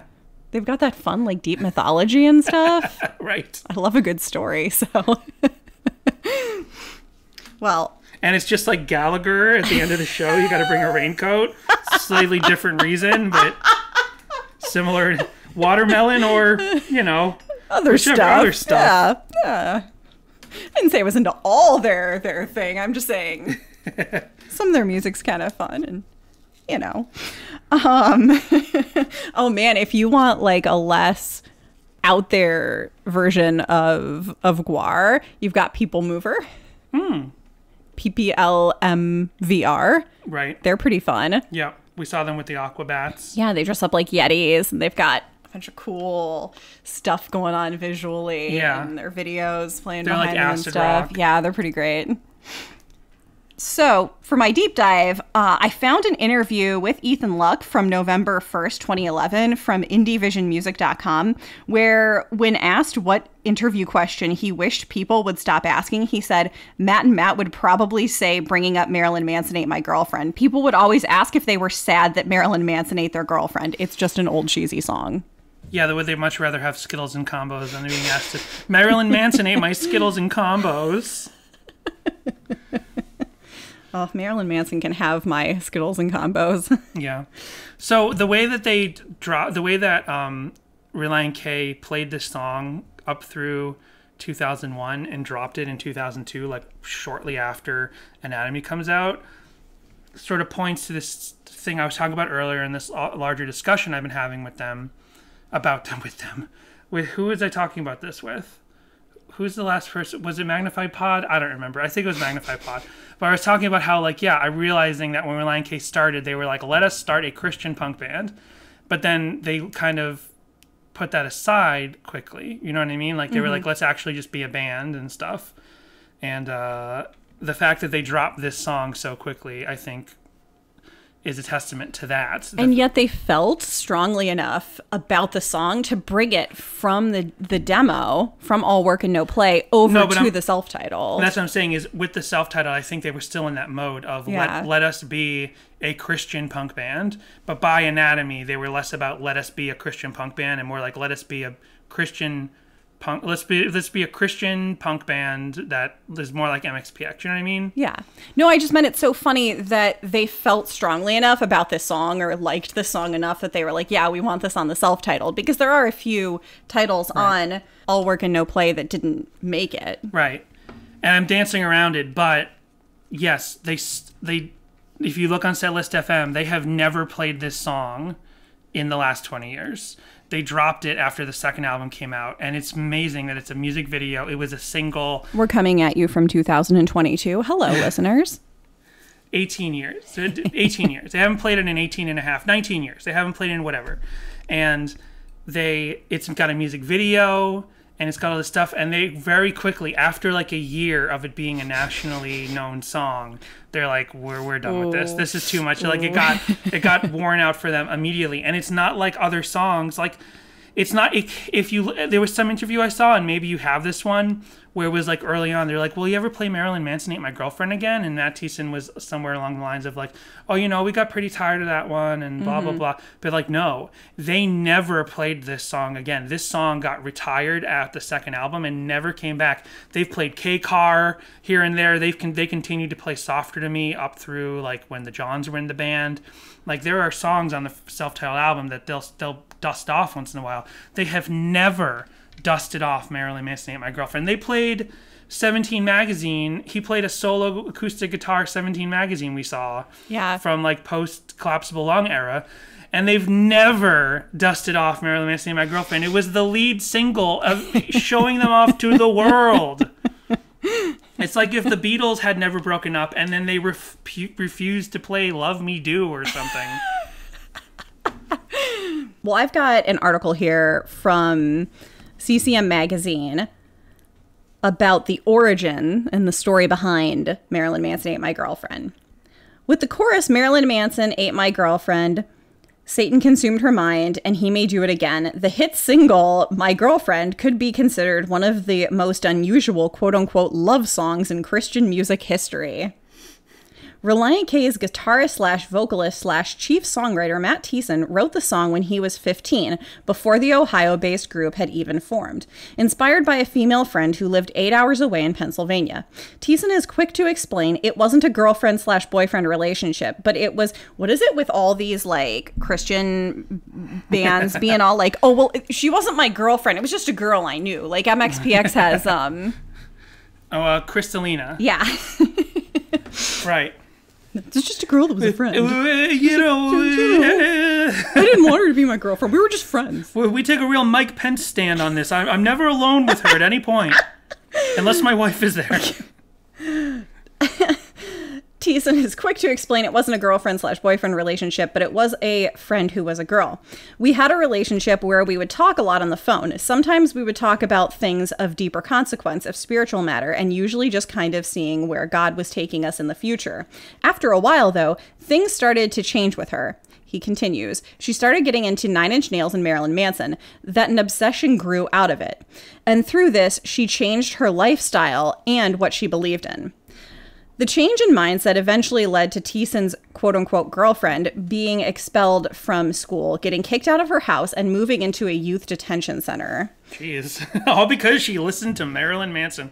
There's usually a root to these problems, but it's presenting it as if she listened to Marilyn Manson. And that's a thing that does really bother me. It's a thing that sort of irks me out about this song and about other Christian viewpoints of causality on some of these social things. Yeah, is that, and a lot of parents are really quick to blame music or Dungeons and Dragons or some sort of outside force for their kids' problems instead of looking inside the home. And that's really unfortunate and does a real disservice. Mm-hmm. But she believed in sin. We haven't even talked about that line, but that's the line we got to talk about. Through it all, she had this newborn dislike for me and what I believed in, says Thiessen, now 21. She felt that Christianity was stupid and just this big hypocrisy. Being young and impressionable, Hashtag cancel Christianity. I just realized this is the perfect time to be talking about this episode because that's trending on Twitter right now. I just wrote this little stupid song, but that was the way I dealt with it, writing this song about how she got so consumed by Marilyn Manson. The song, which came from a very sad chapter in Thiessen's adolescence, resonated with many listeners when it debuted on the group's freshman album in 2000. The song's music video even received a Billboard Music Video Award and a Dove Award nomination. What? It is a fun video. It's a fun video. Does it goofy, deserve a nomination from anything? I don't know. Other than the Razzies? Still, the group's reference... What doesn't have a Dove Award, by the way? Everyone's got a Dove Award. Dove Awards are like... It feels like they're one of those awards that like you pay and you get. It's like we mention this episode all the time. It's like in The Simpsons in the B Sharps episode when he's like, here, have this. And he's like, oh, it's just a Grammy. And then the bellhop throws it off the balcony. Hey, you don't throw your junk down here. Still, the group's references to Marilyn Manson caused a mild controversy, Thiessen recalls. Some moms didn't want their kids listening to our records and stuff, but that's expected. People look for stuff like that sometimes just because they want to be safe all the time. Today, Relient K continues to play the song for its fans who continue to request it. This article then was printed in a very slim amount of time. A lot of kids like it, confirms Thiessen. We're a little tired of it, but it's still a fun song. He adds, a lot of bands have their cliche one song about a girl, the relationship that went wrong, or all that stuff. We don't actually have any of those songs right now. I think we may in the future. You know how it goes. Well, you sure will. But it's so funny. See, now this article was printed before they had retired the song, but the article I saw, they had retired the song. He's like, oh, we got tired of playing it. But they talk about in multiple interviews how tired they are of Mood Rings and how tired they are of Sadie Hawkins Dance, and they've never retired those songs. But this false front-facing interview thing where they're like, oh, we just got tired of the song. It's like, no, I think behind the scenes you got embarrassed of it because I specifically remember, and I got to see them play it live, so it didn't irk me that much, and I kind of knew it was silly song and it's some of its message was wrong-headed. But I remember in those times where I would basically I didn't know it was called standing at the time, but I would stalk fan Relient K all around Soulfest, and they were so gracious about it. Like I literally would just be hanging out with them and just standing around where they are. And someone else came up, and I knew, oh, this person's time to talk to Matt Thiessen because I've had him for like the last half an hour. And it came up and it's like, are you going to play Marilyn Manson? And this might have been 2002, 2003. It's like, oh, you ever play Marilyn Manson, My Girlfriend again? He's like, no, we're kind of done with that song. He didn't say like, oh, no, we're tired of it and maybe we'll bring it back someday. He's like, no, we're done with that song. He was honest about it at that moment. And I knew at that moment, like, never ask him about Marilyn Manson, My Girlfriend. I was today many years old when I learned that Stan meant stalker fan. Yeah. Did not know that. You didn't know what that meant? No. I don't know if Eminem, speaking of controversial 2000s figures, I don't know if he thought that up when he called that character Stan, or if it just rhymed with fan. But yeah. I think the whole Stan thing is I thought it originated from that song, honestly. I think it's a mix of that and stalker fan. I don't know if Eminem actually knew that when he did, but everyone calls Stan stalker fans, and it also comes from the Eminem song. So in an interview in Detroit at the 2005 Warped Tour, Thiessen stated the song was retired from being performed live in 2002 during their Australian tour. Yes. Do you think Zeke Power got one last chance? Do you think he was at the last live showing of Marilyn Manson Ain't My Girlfriend? Maybe. Yeah. So we forgot to talk about the one lyric, but she once believed in the truth, now she believes in sin, right? It's like, so she likes this artist, and that means she believes in sin. But if you're a Christian, don't you believe in sin? Because you're like, hey, that over there is a sin. Yeah, but I guess it's not so saying... So you're believing that something is a sin? You're just being pedantic. No, yeah, I know what you mean. But then I mean, like, they believe You play devil's advocate all the time. I know. No, but they mean she believed in the truth, but now she chooses to believe in sin. She wants sin, which is harsh words for liking this generation's Alice Cooper. You know what I mean? How dare you? Alice Cooper's badass. Marilyn Manson is 100% the evolution of Alice Cooper, the same way that like Prince is the evolution of Little Richard. I guess. You know what I mean? Like these artists kind of paved the way for each other to each go a little bit further. Yeah. So it's just so funny, like equating like liking music to sin. You know what I mean? And like my understanding of sin as an adult has definitely changed. Whereas when I was a kid and the way I was taught in youth groups and schools and church was like these things. Here's this list of things that are sin, and if you do these things, God like looks down on you. And then there's that whole list of like, here's a sin that God can't even save you from, homosexuality, and that's where my whole way of thinking apart from the church started to come from. I'm like, wait, God can save you from all sins, but if you are gay, then he can't save you. He won't save you. Like the idea that you couldn't be Christian and be homosexual was like so antithetical to what I've been taught since a little kid, where God will save you. Like even thinking and I've talked about this before, but even thinking in the Christian mindset where they think homosexuality is a sin, well then that sin should be no different from any other sin. They should all be able to be overcome through Christ, and you go to heaven. So it doesn't matter if you're gay. If you believe in Christ, you will go to heaven. But then and I went to so many different denominations. They all had different ways of talking about this or ignoring it. But certain churches I would go to, they'd say, literally, if you are a born-again Christian and you're a homosexual, your homosexuality zeroes out your salvation and you will not go to heaven. And I'm like, that makes no sense. And that's where I started to think, apart from what American evangelical Christianity was teaching me. And none of these churches I went to as a kid presented themselves as evangelical. They all presented, I don't know if it was like a northeastern Boston thing, because that's generally a more liberal area, not really what you think of as the Bible Belt. Do you think of the Northeast as being? It's actually more Catholic. Like all of the roots there are more Catholic. So when you get into Protestant born again Christianity, like I think they needed to present themselves in those communities in a different way than, say, a Christian church, a Protestant born-again church would present itself, a mega church would present itself in the South. When you're in the Northeast, they didn't present themselves as, we're an evangelical church. They presented themselves as some denomination, and then they would be teaching you evangelical ideas. And I've realized, especially in the last 3.5 years, how I completely reject ideas of evangelicalism, but I still believe in Jesus. And just look how evangelicalism created Marilyn Manson, created what they think is their enemy. I bet they think they're Batman having accidentally created the Joker.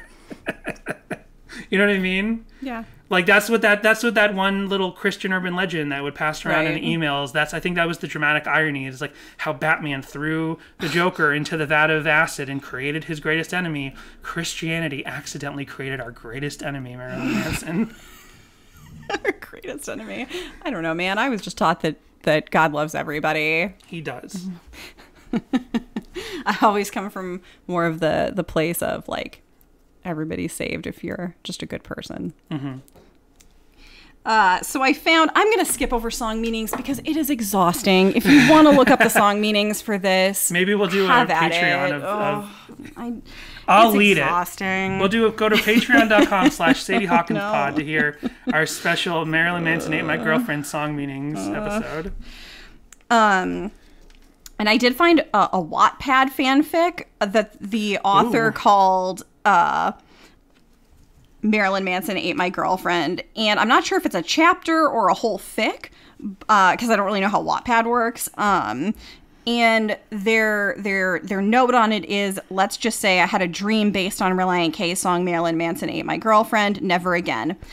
It's dark, so I'm not gonna read it, but just know that it's out there. Yeah, wow, just know that it's out there. Is Relient K in it?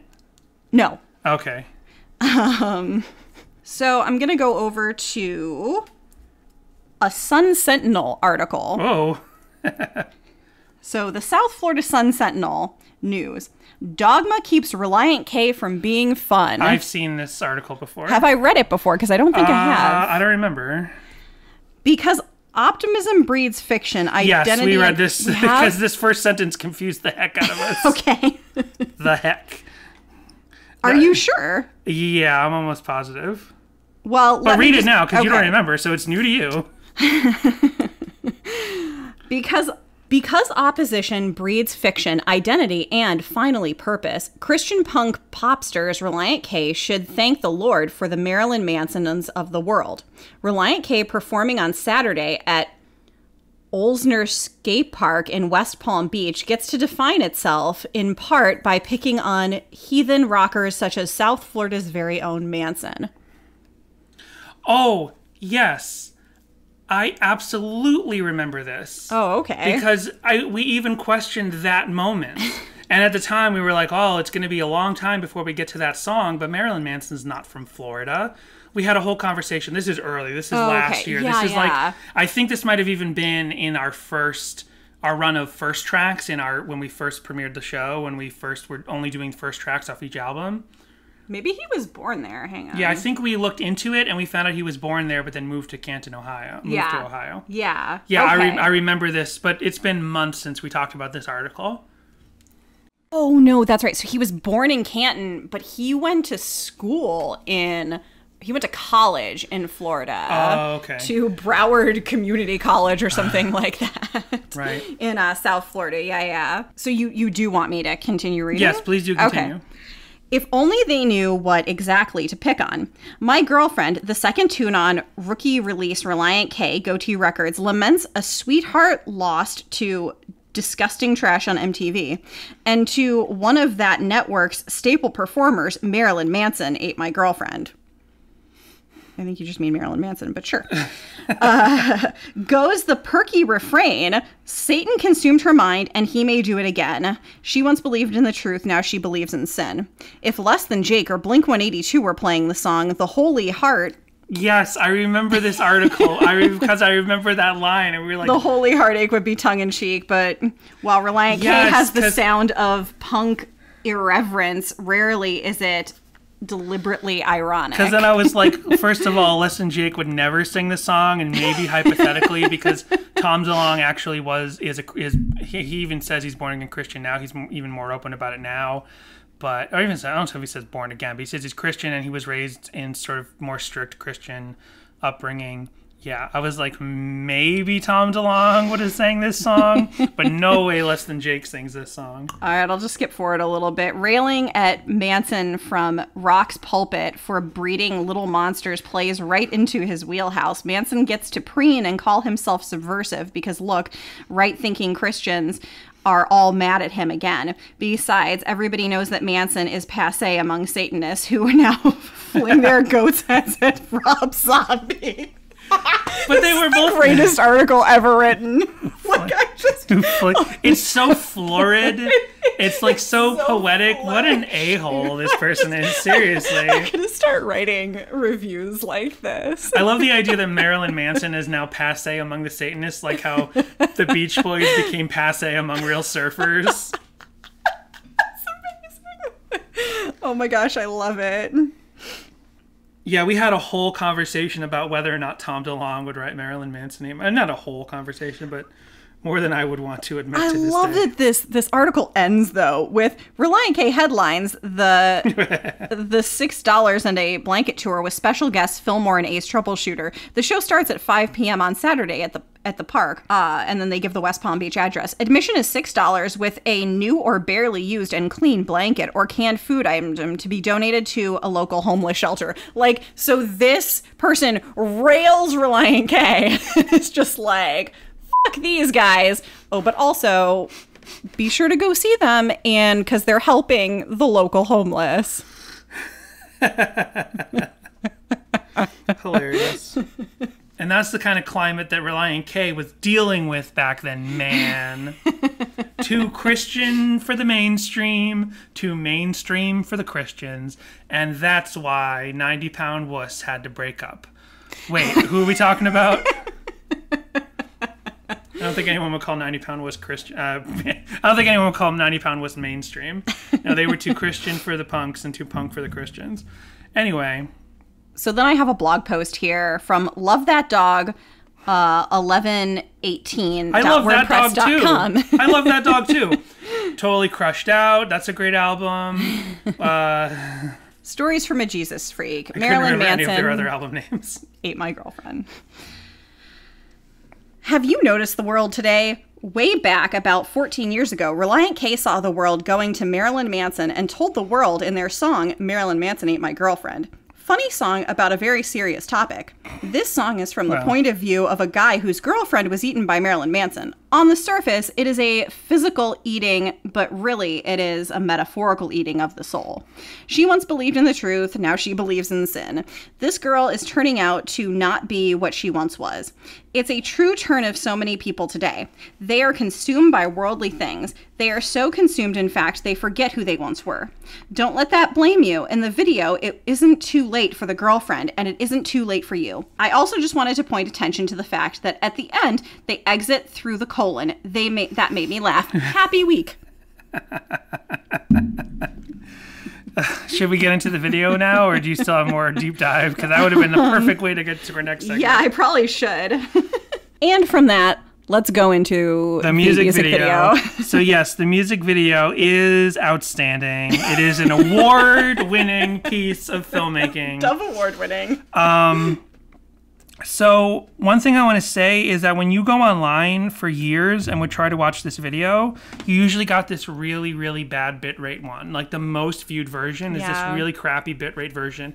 Please go and make sure you find the version that's uploaded by Goatee Records' official YouTube channel. It's only got 9,000 views. It was uploaded 6 years ago, but it is the full HD version. I actually, because of that lousy low bitrate version, I was thinking it's on the Goatee Records full music video collection that we on DVD that we bought. We only like I was in like I don't know enough about other Goatee album artists. Let's it's like I really only like Relient K and John Rubin. Like that's as far as it ever went for me. And you know, like everyone else, like they're very talented, but it's just not just like how I don't like this kind of gothy industrial. I don't necessarily like a lot of metal. I don't like hip hop. I also don't care for a lot of what's on Goatee Records. I'm sorry. I'm very closed-minded. I'm never the person who says I like all kinds of music, but I do like all kinds of music. I like jazz music. I like punk music. I like skate punk. I like hardcore punk. I like pop punk. You like ska punk. I like ska punk. Before we go into this video, yes. Why don't we go on ahead since we're running quite long and take our break? That's right. We'll be right back, and we'll be talking about the music video for Relient K's song. Oh, sorry, Jessica's looking at me angry. Here's our break.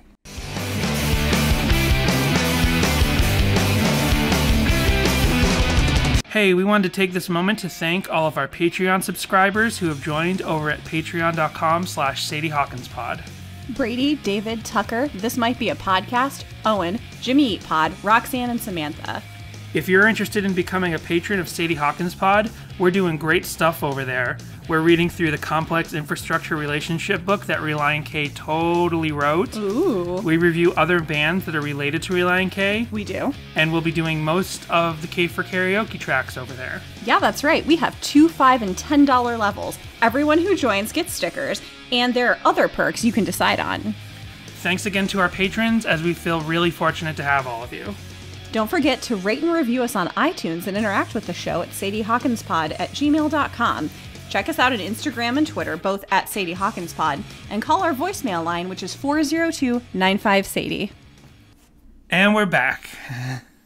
So, we're talking about the music video for the song My Girlfriend Had Marilyn Manson Devour Her. Hold on, where is this video? That's even worse. My Girlfriend Was Devoured. They should to avoid that unfortunate sexual entendre, they should have called it My Girlfriend Was Consumed by Marilyn Manson. My girlfriend was consensually consumed by Marilyn Manson. Yep. Yeah. Okay. Or she was masticated by Marilyn Manson. That means chewed on, like you masticate food. So yes, here is the Marilyn Manson Ate My Girlfriend. Now, hey, this is an excellent point to our question from the beginning of this podcast. But on the official Goatee Records YouTube channel, this video is called Marilyn Manson Ate My Girlfriend. See, right there. Oh, yeah. It's not even called Relient K, Marilyn Manson Ain't My Girlfriend. It's just called Marilyn Manson The Ain't My Girlfriend. Yeah. So this was uploaded in 2014, the full HD version, although I would say it should probably be in 4:3. So I may still want I want a proper... People, HD does not mean you cut off the top and the bottom of the image. Nope. It means you put the proper aspect ratio. Get out of here, Disney Plus. Get out of here with your automatic scratch remover. Get out of here with your HD remasters of things. Give me 4:3 aspect ratio in the fullest definition of that 4:3 that is available. That's what I want for anything that was shot in a native 4:3. Anyway, the music video for Marilyn Manson Ain't My Girlfriend, it's never looked more beautiful than when you see the official It's Goatee true. upload. Yeah, it looks so good. So yeah, we bought the Goatee Records video vault just because we were so sick of the really bad looking upload. But then I found out, oh, it's been on here, but it's not the top result when you search for this video. Oh, and the only video to contain Stephen Cushman. Only video to contain Stephen Cushman. And I had something to say about that. And that is when... So the video starts with them running down an alley, and then it cuts to these sock puppets who are doing the woo-oo part for no reason. I would like to say haven't talked about this that much on the podcast, but I'm realizing that Relient K, especially up through is very twee band. All their artwork, all their stuff, all their creative visual aesthetics are all very twee. So I really want to get like someone who can talk about the visual. If anyone out there can talk about the visual artwork in presentation of Relient K, like from their album art to their ads to their merchandise and their music videos, and just how twee a lot of stuff was. How it's always like creative cardboard cutout things, like cutesy little cartoon drawings.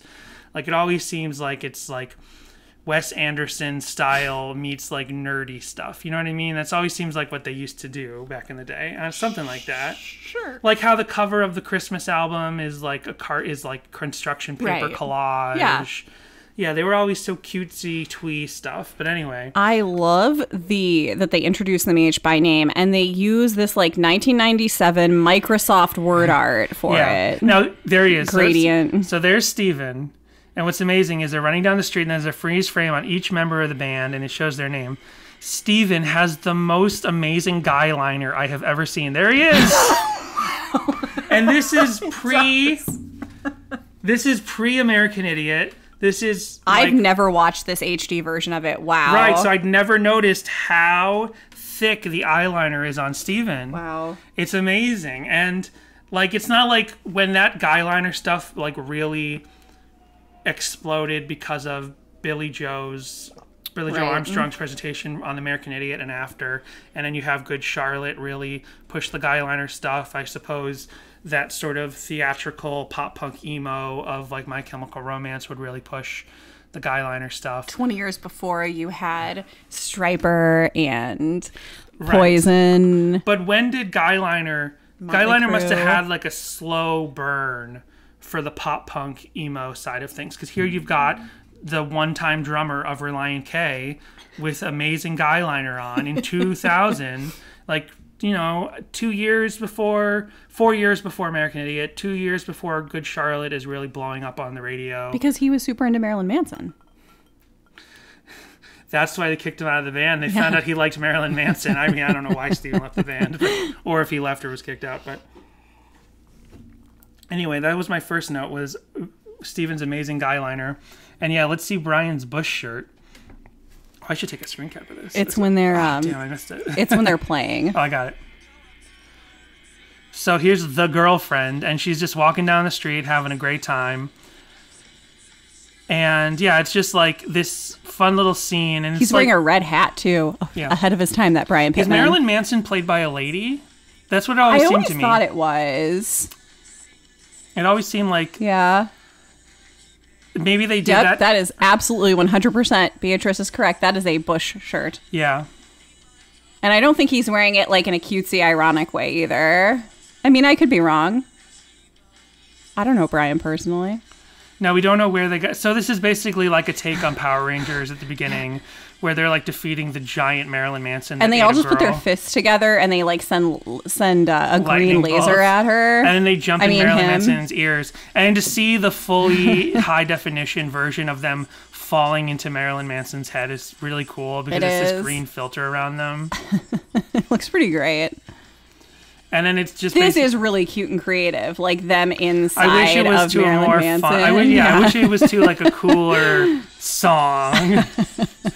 So I had probably a low definition bitrate version of this on my iPod video. I remember that. And Jessica was having a glum day at college one day, and I'm like, hey, I want to show you something. So I give her my headphones on my iPod video. And she starts watching for the first time in like 2005. She starts watching this video, and she's like, even though she loved Relient K, and this was her first Relient K album, and she's like, this is the dorkiest thing I've ever seen.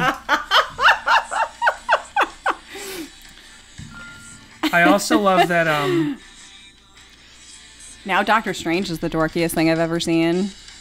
Now Doctor Strange is the dorkiest thing you've ever seen. So. I wonder if, speaking of the Wes Anderson... where is this? It's inside Marilyn Manson's stomach. But no, then, I know where that's what they do. They're inside Marilyn Manson's body trying to get the girlfriend out. And then for some reason, there's a mini Marilyn Manson inside Marilyn Manson's stomach. And I'm like, is that supposed to represent, like, Marilyn Manson's digestive system? Is this like a place in Ohio somewhere where it's like a fun like laser tag place or something? Oh, no, I don't know. It seems like they decked it seems like it seems to me like, and I never watched this HD video very much, but when I would see the low bitrate version, it always seemed to me like they were in some sort of like office building or something, and they decked it out with a lot of set design with all this stuff to make it look like they're inside a human body. It does look like kitschy 60s. Mm-hmm. And so it looks like that kitschy 60s like sci-fi kind of thing, which goes towards your like how it has that sort of 60s beat and influence into it. It is kind of like strangely meta that inside Marilyn Manson is another Marilyn Manson that they then play rock, paper, scissors with to defeat and take the girlfriend out through Marilyn Manson's ass.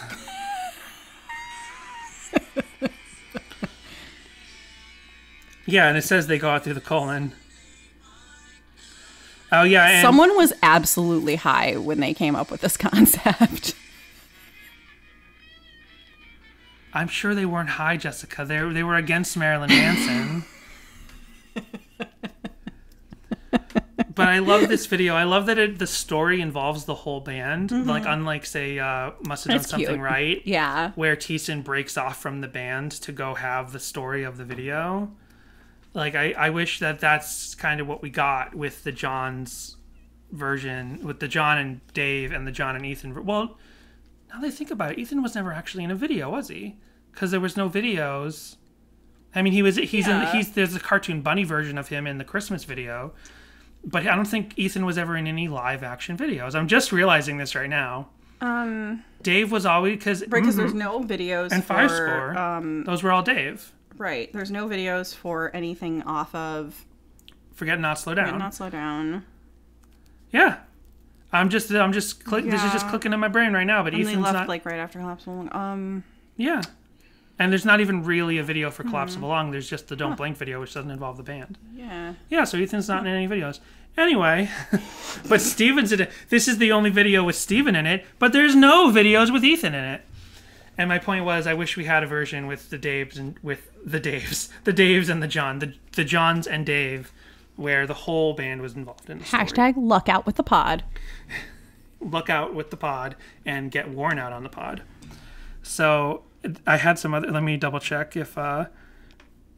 What's up with Steven's Guyliner? I said that. Best version to watch is the one from Goatee 6 years ago, and I played this video for Jessica in college. Those are my comments on the video. Do you love that video? Yes, you do. Thank you very much for saying that you do. It's great. It's cute. It's good stuff. So, have you ever wondered what it would be like to see that video set to the song Runnin'? This may be someone who's who listens, this name definitely seems familiar. Okay. Valerie Lorman. Okay. And 5 months ago. Oh, wow. January 2016, 2020. An idea I've had for a long time where run-in audio is over the My Girlfriend music video. Older Relient K meets newer Relient, or older Relient K and newer Relient K collide. I hope you enjoy the video. So, oh yeah, it does match up pretty well. The drum matches up. Unfortunately, Thiessen's mouth flaps don't match up a bunch. That's the only problem. And they match up nicely in some points. Yeah, that like the snap zoom that they keep doing against the girlfriend kind of goes in time. That's fun. This does match up strangely. Oh, and Brian Pittman's Bush shirt is in the band playing footage, not in the story footage. Yeah. So you get it. It's fun. All I can do is run right into Marilyn Manson's head. The only thing I would Valerie just put the song over the video, it seems like. Maybe if you went in and chopped out the band footage, the performance footage, I wonder how it would also play that way. Because the mouth flaps in the band footage sometimes match and sometimes don't. There's nothing you can really do about that because the song isn't literally, the same song. Fan vids. We have fan vids this week? We do, but we have some more live footage first. Wow. So we have 2 pieces of footage of live video. But also, I just wanted to play, there's this one version where someone uploaded the album track. We're almost done, I swear, but someone uploaded the album track, but they put a picture where it's John Schneck playing the banjo right up front, like a live photo. Interesting. With John and John on the stage, but all you really see is Dave drumming, John Schneck taking up most of the frame holding a banjo, and then Matt Hoops, and you can barely see anyone else. You can barely see Thiessen or Warren behind them. And it made me think, like, wait, because this is the still frame on the image. That's what this song is lacking. Banjo. Yes. But because this was the image on the video, I was like, wait, there's a video of them playing this song live with John and John in the band and John playing banjo? No. That's just a stupidly picked picture. So here's the band sometime in 2000-ish playing, where apparently this is after Steven had left the band, but before Dave had officially joined, or something, because apparently the drummer from Fillmore is filling in, and unfortunately it does not say where this footage is taken. It just says, I think Fillmore's drummer played with Relient K for this show, but it doesn't say if this is Cornerstone or some sort of similar thing. It's not Soulfest, I can tell you that much, because I just don't recognize this stage. And here's the video. You know what I don't like? Well, I don't like it when bad things happen to me. And something terrible happened to me one time. I love that people are just like, he's like, I don't like, and they're like, boy bands, and people in the audience are going, NSYNC, Backstreet Boys. Yeah, see? There's like lots of things to hate. You don't just have to hate Marilyn Manson. You can hate those other Satanists like Backstreet Boys and NSYNC. Relient K did a cover of I Want It That Way live at this time. Ooh. But then fan mail sort of beat them to it, getting it on a record, and then Relient K stopped playing it. I don't know if those two things actually line up, if Relient K actually cared about that. I just remember seeing Relient K play I Want It That Way live a bunch of times in the early 2000s, and then it being on a fan mail CD. For sure am going to go look that footage up after this. Okay. Well, here's them actually playing Marilyn Manson Ate My Girlfriend live at some place, probably in 2000. Well, let me tell you, Marilyn Manson ate my girlfriend.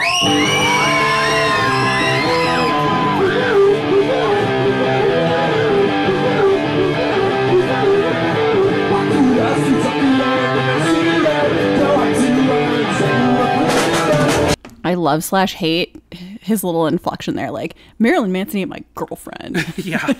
We didn't even talk about it, but yes, on the All Work and No Play version, he does more of the British Thiessen thing. He does. Marilyn Manson ate Do we me have video? We didn't play that version, but what? Do we have video from that era? No. It's too bad. I've never seen any pre-Steven footage of the band. I would love to hear British Thiessen live. That would be absolutely amazing. So let's... Oh, I skipped way too ahead. I was going to say let's skip ahead. But yeah, this version sounds real bad. I mean, they just sound loose, but in a fun way. Like, they sound loose and bad in a good way. So here's some more of them playing like this.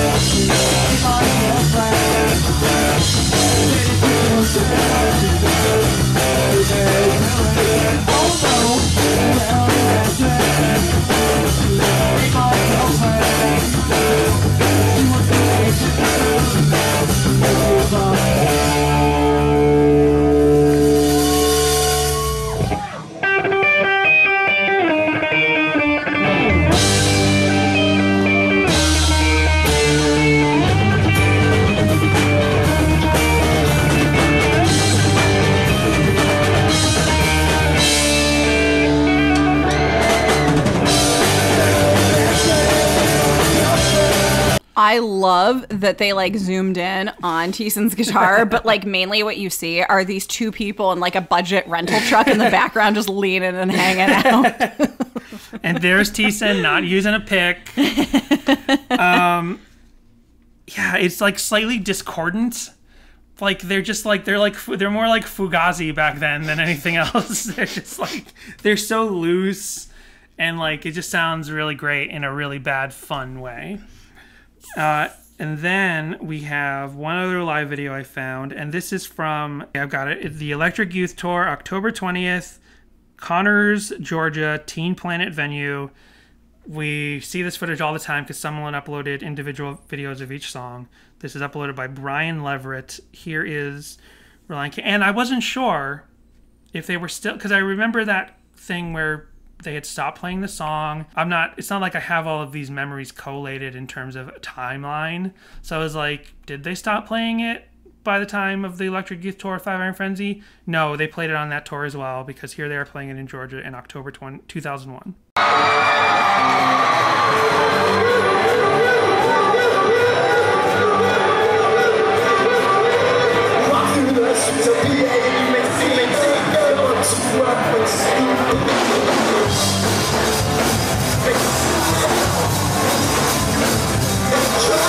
He's going a little British Teeson there. He is, and those Georgian kids are loving it.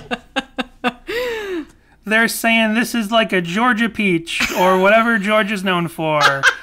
This is like CNN meets, this is like a varsity hot dog rolled into a Coca-Cola bottle. I love it. Those are the only things I've ever done in Atlanta. I've spent handfuls of half an hours in Atlanta driving up and down the East Coast between Florida and Massachusetts, and each time I'm there for a short amount of time. I go to the varsity, look around, get back on the road.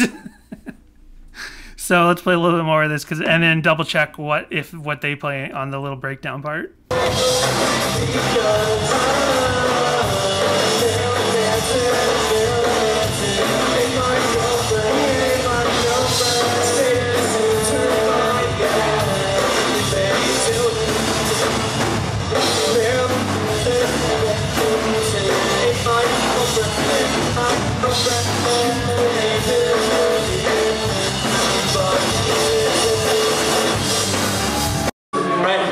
Everybody has to be heard, or else it's not gonna be any fun, and I'm gonna feel stupid. All right, 1, 2, 3.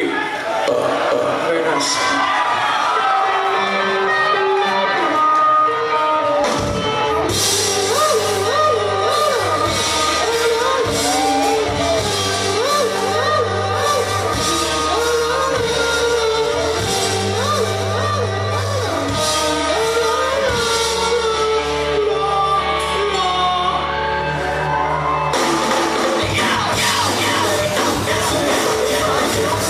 So maybe they only ever played Beautiful People during that breakdown.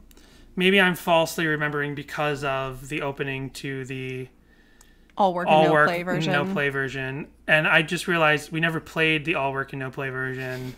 So let's play it right now. See, yeah, so I think I heard that little opening part.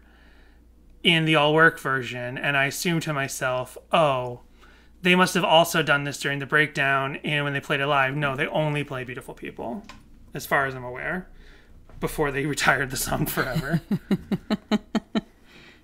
So now, let's see. Now we have fan videos. And first I have found this little video. It has nothing to do with Marilyn Manson Ain't My Girlfriend, but with Ethan and John Ooh. In 2012, with 4,500 views. TAC Rep 2 uploaded this video in June 2012 where it says, Relient K helped me propose to my girlfriend Shelby, who is a huge fan, by making this video for me. I played it for her as the lead into my proposal. Very cool. She loved it and said yes. So here's a 19-second video where Relient K is standing like in the middle of the woods. Like it looks like it's behind my dad's house. And it's very Relient K of them. Very Relient K. I mean, Thiessen is wearing a tank top. He's like, hey, for 2016, this is all I'm gonna be wearing. So, and then they're all gonna help propose to Shelby. Hi, Shelby. Hi, Shelby. Hi, Shelby. Hey, Shelby. How are you? We are Relient K. Relient K. Awesome. Relient K. All right. Yeah, your boyfriend has something really special to ask you, and we want to listen.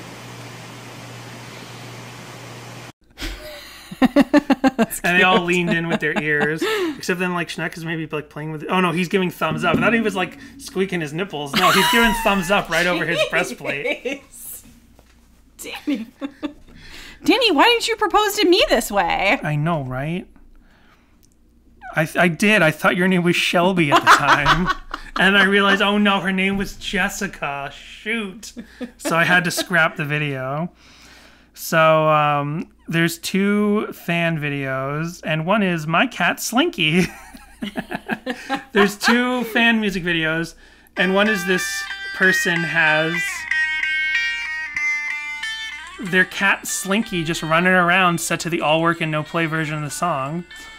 I guess this counts as our... we could have just played this instead of having to cut to the song earlier, but... So there they go. Slinky's just having a great time walking around the woods.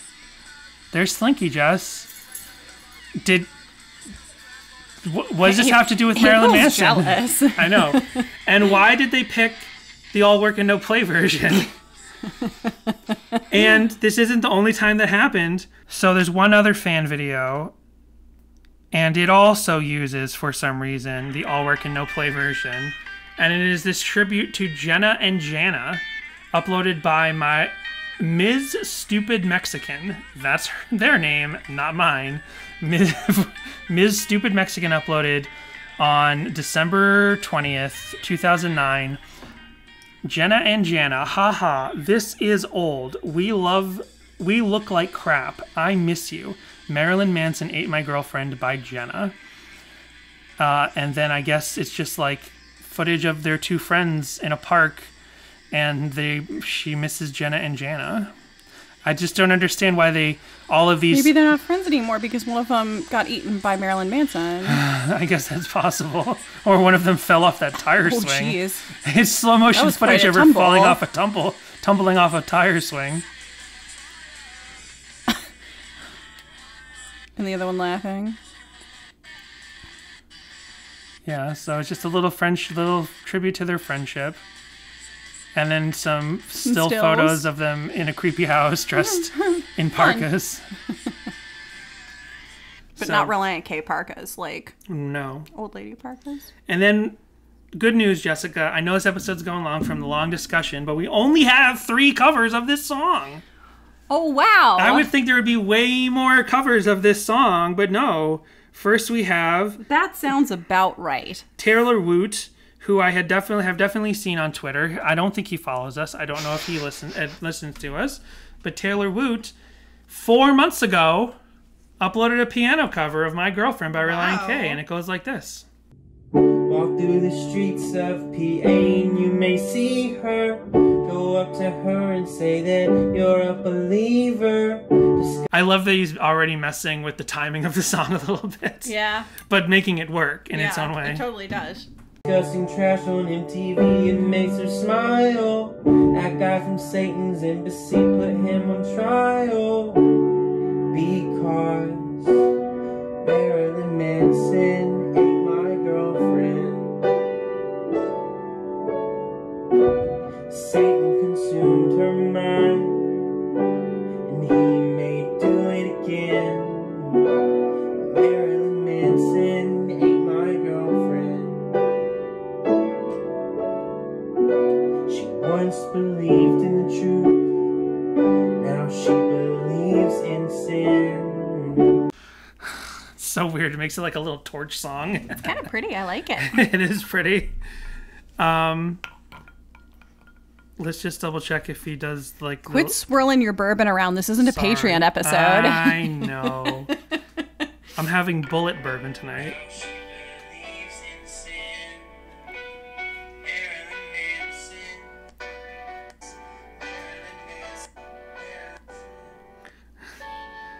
No little sample of a Marilyn Manson song.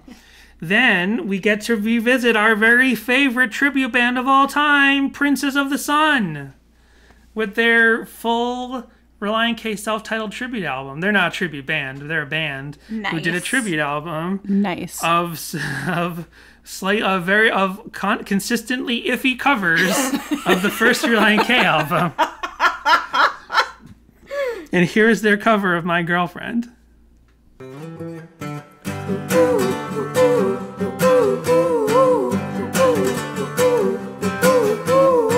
Walk through the streets of PA and you may see her.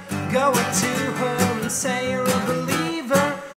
This definitely has that like 60s around the campfire feel or whatever. But I was also going to say, whereas Taylor Woot messed with the time, like the timing of some of the lyrics, when Princes of the Sun messed with the timing of the lyrics, it's not playful. It's just off. I love this Princes of the Sun album because it's, like I said, it's consistently iffy. It's consistently inconsistent. So in a way, it's great. And they're the only people who did this. A full tribute to the Relient K self-titled album. I'm just waiting to find out that Princes of the Sun is actually like Brady or David or You Can See My Socks or Clint or someone like that. Yeah. And they're just being real quiet about it. She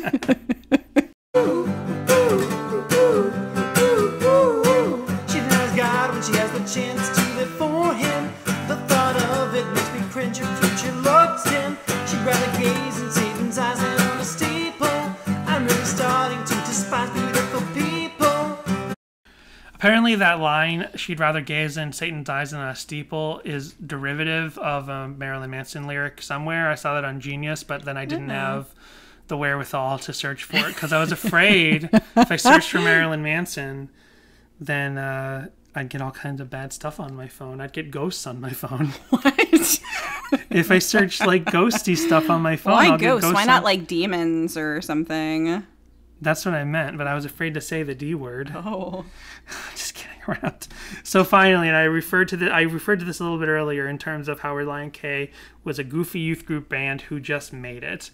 Just like how my theory is that this is, and I don't think I've ever mentioned this in the podcast before, but Quentin Tarantino, I believe when you go to a comic book convention and there's a Q&A and there's a really withdrawn guy who's a little who's like a little cringy when he tries to talk and he tries to be like all like boasting and stuff, but you're like, oh dude, this and the cliche is that when that person goes up to the Q&A mic at a Comic-Con, they'll say, actually, Quentin Tarantino is an actually like full of himself comic book guy that made it to a millionaire, who became a millionaire. Yeah. He is an actually movie nerd that just so happened to make it. Right.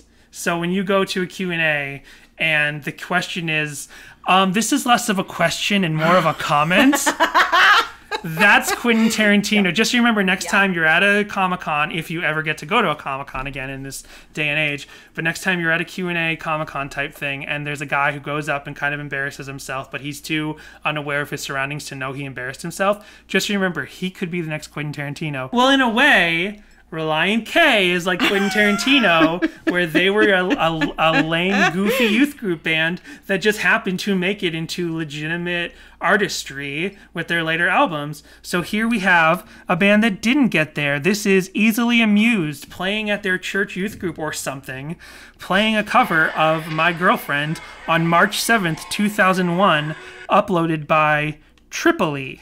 No up likes, no down likes. Only 86 views 3 years ago. I'm giving it an upvote. Watch it be deleted now. What is this picture on their screen? It looks like a tire with a globe Right, inside of it. they're playing in What a is church this? sanctuary stage with one of those projection screens behind them where you'd normally have like the Bible verses and the lyrics for the worship songs. Oh, something just popped up. And there's like a logo up there possibly for their youth group or their church. These kids are Wait, all... you said 2001. This is like I taken said 2004. on a, this is like taken on a VHS recorder because it has the date. The date on it. I said 2004. Oh, okay. So these kids are all like skate punk kids, Christian skate punk kids with plain t-shirts and like Floppy hair. I don't know if they're wearing like bullet belts or chain wallets, but they certainly could be. And they take a real long time to get to the song in this video. Nice. And again, they're playing the demo version. Why do people love the demo version of this song? Is it because... What's the deal with the demo version? Is it because the production in its own way is more fun? Because again, like I said, the final studio album is super compressed. At least the demo... I love it. The lead singer kid he is banging that floppy hair around. And look how the girls at the youth group that night lose their minds for this song. It sounds like these girls are dying, but they're screaming. It sounds like the Beatles are playing. Like the panties drop for Marilyn Manson Ain't My Girlfriend. Oh, no. Wow. Add whatever youth group this is. Inappropriate, Jessica. Sorry.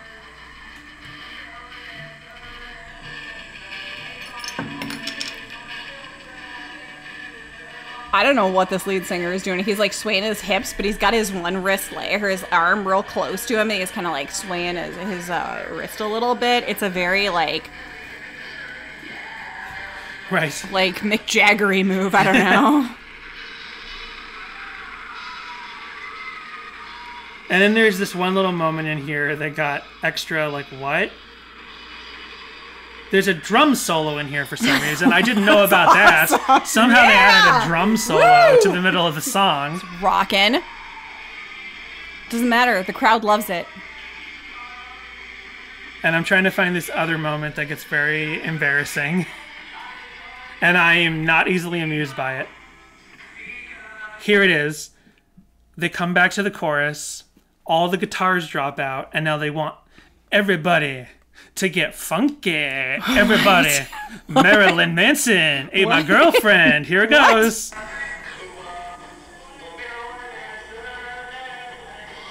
Oh, yeah.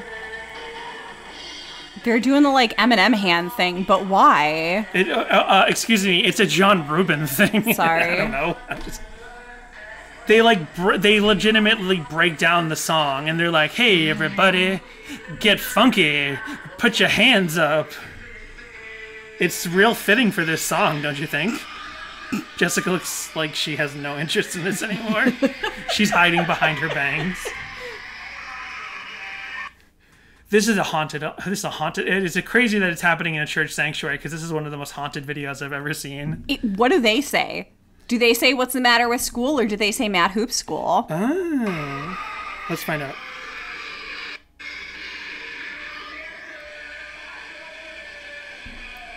I've got the phone right against my ear to listen.